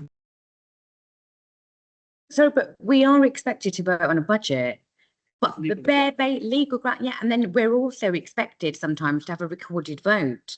You know, the onus is on the individual, yes, to understand, but they don't. And sometimes people are embarrassed about what they may or may not know. I think if it's, I'm not going to say enforced, but just like the code of conduct and everything else, it wouldn't harm anyone by understanding the basics of the finances. You know, everyone has an opinion. If you've got an opinion, let's back it up. That's all I'm saying. And I don't think that's unreasonable. I don't think we're a million miles apart. I think there's a consensus that it's important and we would want people to go to it. I think where some of us have concerns is the word compulsory, because that almost implies if you don't go, then you're barred from doing something. And I think many of us would disagree with that. I've got a number of hands up. I think I've taken Councillor Simmons first. Thank you, Chair. As loath as I am to disagree with a Conservative colleague, I also have quite a libertarian almost streak in terms of personal responsibility and an aversion to compulsion. If you don't mind the rhyme. So I do share Councillor McHugh's concerns. I think that if a councillor wishes to actively avoid getting involved in financial matters, that is their prerogative, and it is then the prerogative of the electorate to pass judgment on that decision as part of our democratic process. Highly recommended, steered towards, whatever phraseology you want to put on it, fully support, fully signed up. Frankly, I think that every Overview and Scrutiny Committee should have its own mini induction session before the first meeting of the term, so that if you are put on adult services and you are, completely unversed in anything to do with social care, you can have the sort of the taster induction. But I do stop at compulsion, because ultimately we're elected by the population, and if they don't like how we do things, they can change us. And that is, I think, the mechanism that you use to discipline councillors, rather than compulsions and whatever breaching a compulsory meeting would generate. I'm not sure what the sanction would be for not attending compulsory financial. On the budget. That's Yeah. Councillor Sarah has mentioned just off microphone there, not being allowed to vote on the budget. The budget is a legal process. It's set out in statute. I'm not sure we can enforce that issue, as tempting as it might be. But I like I said, I struggle to envisage what sanction could be in place for breaching those compulsions. It's not like planning, where if you don't go to statutory plan training, you just can't be on that committee. There's no statutory bar to serving on finance committee or in full council if you haven't had financial training. So, Councillor Sarah, I don't think you're going to get support for this, but do you want to push this to a vote? Otherwise, we'll draw a consensus view. I would be more than happy to put something forward. I think that as a bare minimum, each councillor should have basic knowledge of how the finances work in the council, to be able to, for them to be allowed and able to make an informed decision, especially when it comes to budget. And I understand what the councillors are saying in terms of what would the punishments be. And I may have sounded a bit harsh, or by saying they're not allowed to vote in the budget at all. And I don't think that's allowed, so we'll leave that to one side. But I'm not sure what the sanctions should be. But I just think, as a responsible councillor, when you're representing your residents, you're representing the finances of the council, how can you vote on something you don't understand? That's my point. And I can sit here and I can say that there are many individuals in the chamber who voted on that budget who simply didn't understand it, and they should have had a basic understanding. And we as councillors should be encouraging our colleagues to at least understand the basics, so they know what they're voting for. That's all I'm saying. So I'd like to put that forward. How would you like me to phrase that? Was that well phrased? Is that okay? Have you got a seconder? Is there a seconder for the Councillor Sarah's proposal? Councillor Simmons. Well, I think we normally get it seconded before we have questions. Maybe I'll just rephrase that. We will, because nobody likes the word compulsion. I don't know why. I quite like the word compulsory. Perhaps encourage them. Highly recommended. Highly encourage them. That's fine, because I think we'd all agreed that already anyway. So I think we'll be fine with that. Councillor McHugh, yes. I'm considering an amendment, so one doesn't want to go down a rabbit hole. However, it's such a great opportunity to go down a rabbit hole that yes, it's very important that people read papers before they attend meetings, that they read papers before they make proposals that have got far-reaching consequences, that they read papers that are published in their own name. All of those things are really, really important, and I see no compulsion. Other aspects of training that we could make highly recommended, or in your words, compulsory. We are corporate parents to over 250 children. Let's make that compulsory, not. There's a climate crisis. We're all experiencing the effect of it at this very evening. Shall we make that compulsory? In fact, I think it might be compulsory. Certainly done it year after year. EDI, very important, so that we don't call people nicknames in public meetings and that type of thing. So I'm not going to make an amendment. I'm just pointing out there's lots of other really important things. And if you set a very high bar that all councillors must be experts on all things. For the chair, please. I think I keen to bring this to a conclusion because I think we're all now in the same place. So I think let's now try and draw this to a conclusion. I've summarised it before. I'm not going to summarise it all what I said again. Hopefully you remember all that I said before, but it included that we, as a committee, we think there should be. I think we agreed on the words highly recommended in the end, highly encouraged. Highly recommended and encouraged. As this committee, we believe that the training on finance should be highly recommended and encouraged. Added that to what I've already said before about the guide to the OSC processes, about the stages of the training, which I won't repeat for brevity. Is that all agreed? Yes. Great, excellent. Let's move on to agenda item 10, which is the first part of our review looking at effective social housing policy. Anna Rabbani, thank you very much for the report. So we'll go straight on to questions. I've got a few, so let's just kick off with my questions, and then you can come in and further, follow-up question. So first question is the waiting list growing or falling, and do you have some numbers to show that over time? Can you hear me okay? Yes, I can. Yeah. Slightly long answer here. There is a rising trend of numbers waiting for social housing, and that is evidenced by the fact that we have an average number joining the register of approximately 50 a week, and that has been the case for the last couple of years, and we typically rehouse through social lets about 40 per month. So that gap between supply and demand shows there is a rising trend in terms of waiting on social housing. However, the data is a little bit needs a bit of explanation, because the current waiting list of 1,850 is lower than it was this time last year, but that reflects a quality assurance review process to make sure that those on the waiting list are all active. So there are a number of inactive cases that may be historical or may have moved out of the area that we have taken from the register to make sure it's up to date. And we've done that exercise recently, aligned to the review of the policy, and we haven't done that for a number of years. So that explains that shift in the overall waiting number. But happy to provide that in writing if it's helpful. That's helpful. Thank you. Okay. I'll ask one more question, and I know other people want to ask questions as well. I'll just ask one more question.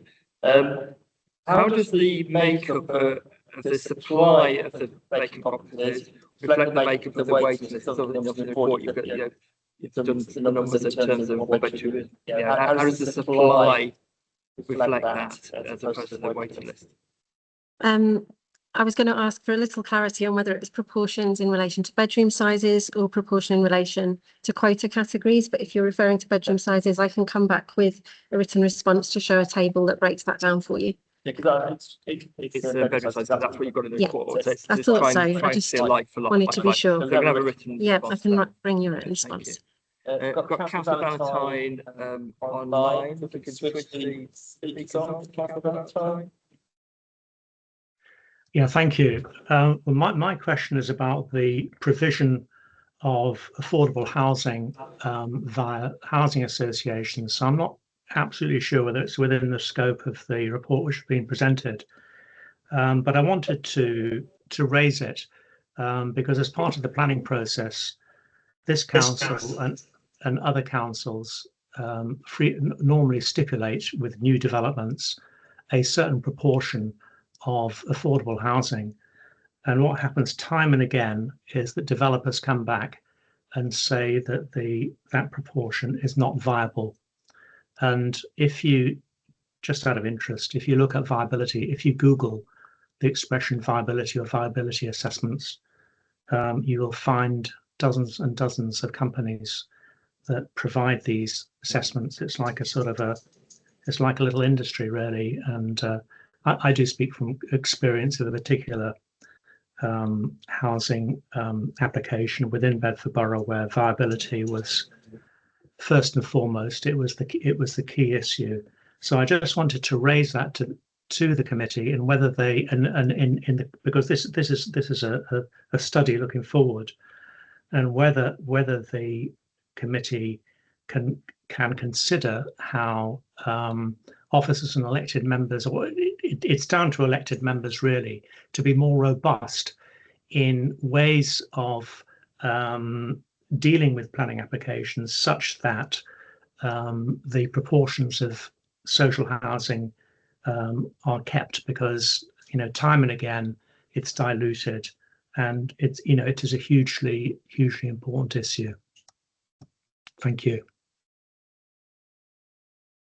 Thank you for that. It seems to be more of a question for the committee. I think my understanding is that would be within our remit to look at Section 106 plan. It's about the supply. Yeah, it's about the supply of housing through the Section 106 process.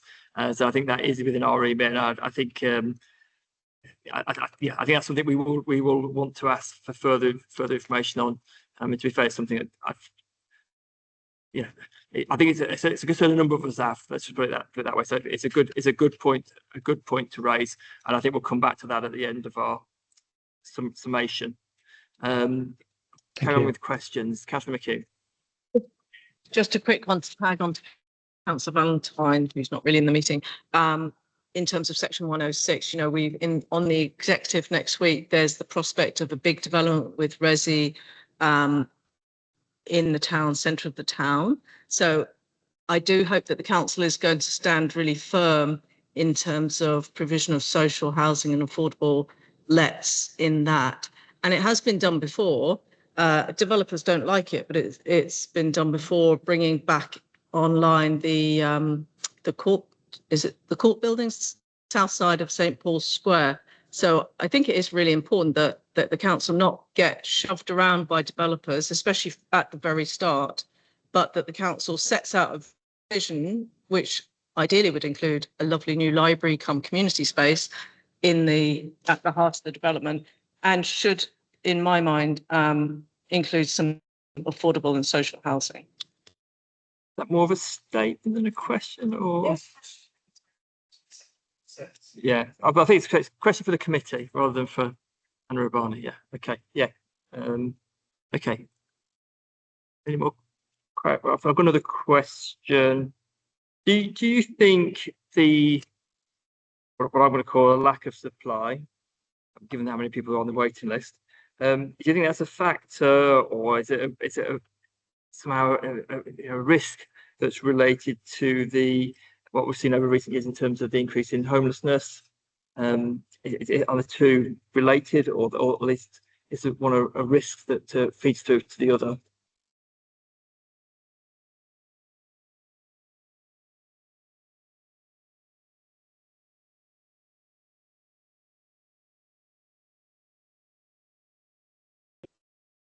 Sorry, I think I've got the hang of muting and unmuting by now. Yes, it is absolutely a factor in the drive of homelessness. And I can show that in detailed figures if that's helpful. That would be helpful to see that, because I think it's interesting obviously how one thing feeds to another, and I think that's helpful for us to see. Move on from this like a bottleneck. That's nice way. Yeah, that'd be helpful. I mean, obviously we need to keep our focus and on the particular point of this review, but clearly it's important to see the implications that come from some of these issues. And so a final question from me, perhaps an unfair question. If you had infinite resources available, if the council had infinite resources available, what could we collectively do to increase the supply? You know, given this waiting list that we've got, with, you know, what would be the ideal things to do to increase the supply? If resources were unlimited, our priority would be to increase the supply of genuinely affordable and social rented homes through a balanced programme. We would continue to expand the council's own delivery, working with registered providers and developers, unlock brownfield sites, bring empty homes back into use, and invest in the infrastructure needed to support sustainable communities. We would also continue to strengthen homelessness prevention and increase the supply of temporary and supported accommodation settings to reduce reliance on expensive emergency provision. However, funding alone is not the complete answer. Housing delivery also depends on land availability, planning policy, infrastructure, construction capacity, and national policy.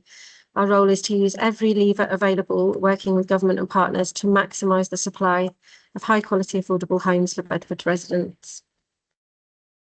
Thank you. That's really easy. Almost by having that hypothetical question, it draws out quite a few themes there. Yeah, Councillor Sarah.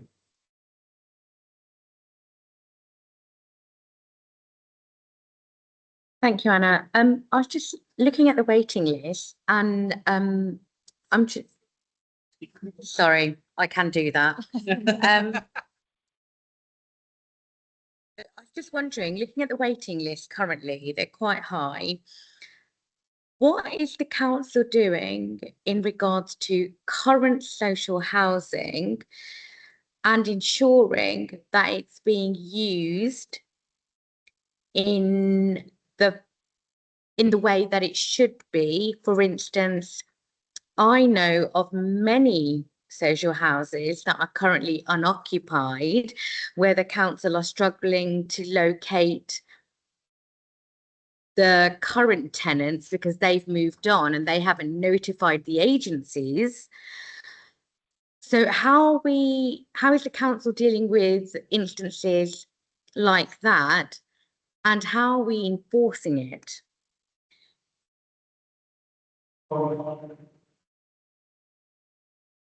I think it's important for context that it's not council housing. We're not a stockholding council. So housing is managed by housing providers, housing associations locally that are registered. So if we as a council become aware of such a situation of fraud or subletting or empty property, we can refer that for investigation. Our own fraud team can be involved if somebody's abused the housing register, for example. But it's a partnership exercise rather than something we have regulatory control over. But in terms of making sure nominations are maximised and we're allocating the limited supply to those that really need it, we do have an allocations policy, which we have recently reviewed to reflect the current situation in terms of demand and supply. Just to follow up on that, so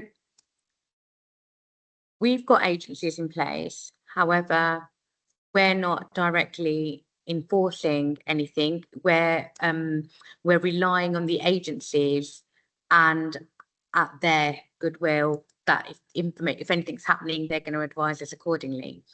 However, in the private sector, if you're a private landlord and you gave your property to an agent, you could hold them liable because you'd have a contract with them where they'd go out and carry out certain checks.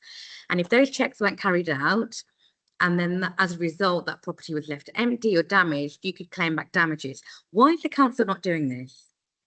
Because the housing associations, the housing associations are not commissioned or they're not agents of the council. They are independent. So they're private, independent, registered housing providers of social housing. So there isn't that relationship between the council and the housing association that you are describing there between a landlord property owner and a private sector agent. Thank don't know if I you. explained that well enough. Yeah, I just want a little bit of clarification, because you are contracting this social housing tenancy out to agencies. There's no contract. So could you just a clarification, could you please just explain how that works so I can understand this better? Thank you. this might be something worth providing a written response about as well to give clarity. But essentially, in the 1990s, I'm not sure of the exact date, it's before my time, houses that were owned by Bedford Borough Council as stock were transferred to BPHA, as was Pilgrims at the time. And they are now an independent registered housing provider that are not contracted or commissioned by us at all. They have their own investment in property and their own management of property stock. They can dispose of assets as they choose to. The only relationship we have with those providers is through the housing register, which we manage on their behalf. So customers apply to join the waiting list with the council, and we manage that register under our policy. Housing associations have nomination agreements with us to accept nominations from us. But ultimately, they have the right to refuse a nomination from us to a social housing offer as well. So it absolutely is their stock legally. They've got their own regulatory framework. And their own ombudsman and their own so financial setup. hopefully that helpful.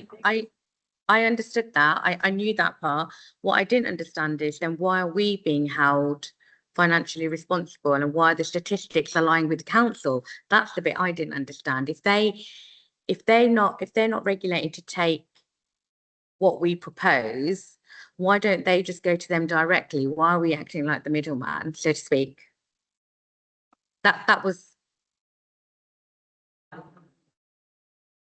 There are a number of social housing providers in the area, and it's important as part of discharging our homelessness duties that we have a consistent and fair approach to allocating that social housing. So there is value in us holding the register in order to lend priority in a consistent way across the borough to how we allocate.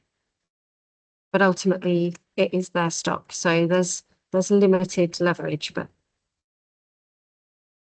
that is a national situation as well. It's not just a local situation, although some councils do have their own stock, obviously. Thank you. That's very helpful explanation. Any further questions? Comments? Councillor McHugh.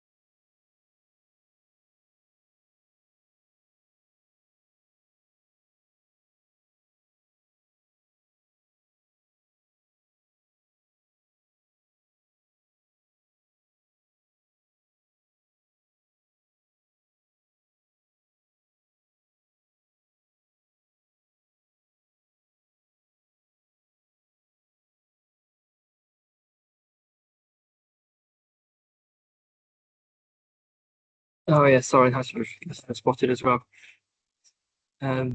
You talked about the impact of Airbnb on Universal, and you talked. Airbnb's impact of Universal, impact of Renters' Rights Act, which was done with the best of intentions. It has the best of intentions. It remains to be seen what the consequences will be and whether there'll be any unforeseen adverse consequences. And I started off by lamenting the government of the 1990s beating up on councils. Thank you, Councillor Simmons. Thank you, Mr. Speaker. I'll begin my remark, Mr. Chairman. I'll begin my remarks by just, referring to the old adage, the road to hell is paved with good intentions. And when you dabble in something as fundamental and unpredictable as the private renter sector, you are going to not just create unforeseen effects, you're going to create unforeseen earthquakes. And I think the government are playing with forces far beyond their comprehension when it comes to these sorts of things, and they should probably take a bit more time to think about it. Councillor McHugh laments the major government's reforms of the 1990s. She may be surprised to know that even if stock is lower now than it was, the United Kingdom has one of the highest levels of social housing in the OECD, right towards the top of the moderate tier in their database, covering the range in which 10 to 19% of your entire housing stock as a nation is social housing. We are well above the average and we're well above the median. Clearly something isn't working if we're producing so much supply, or we have so much supply, and we're still not working properly. I welcome the fact that this committee is looking into these matters. We need to look at a number of areas of interest. I'm particularly interested to see where we fall in our practice compared to other local authorities. There will naturally be ones that do it better than we do. There will naturally be ones that do it worse than we do. Let's make sure that we understand what the good ones do, so we can make sure that we avoid the things that the bad ones do. Makes sense to me. But at the end of the day, I do have a concern about this review. And because I'm such a free marketeer, we discussed previously my borderline libertarian actions on compulsion. I also have a very free market outlook when it comes to the markets, the economy, because housing is a market. No matter what changes any government or authority makes, social housing, whatever, unless it's 100% social sector, housing is a market.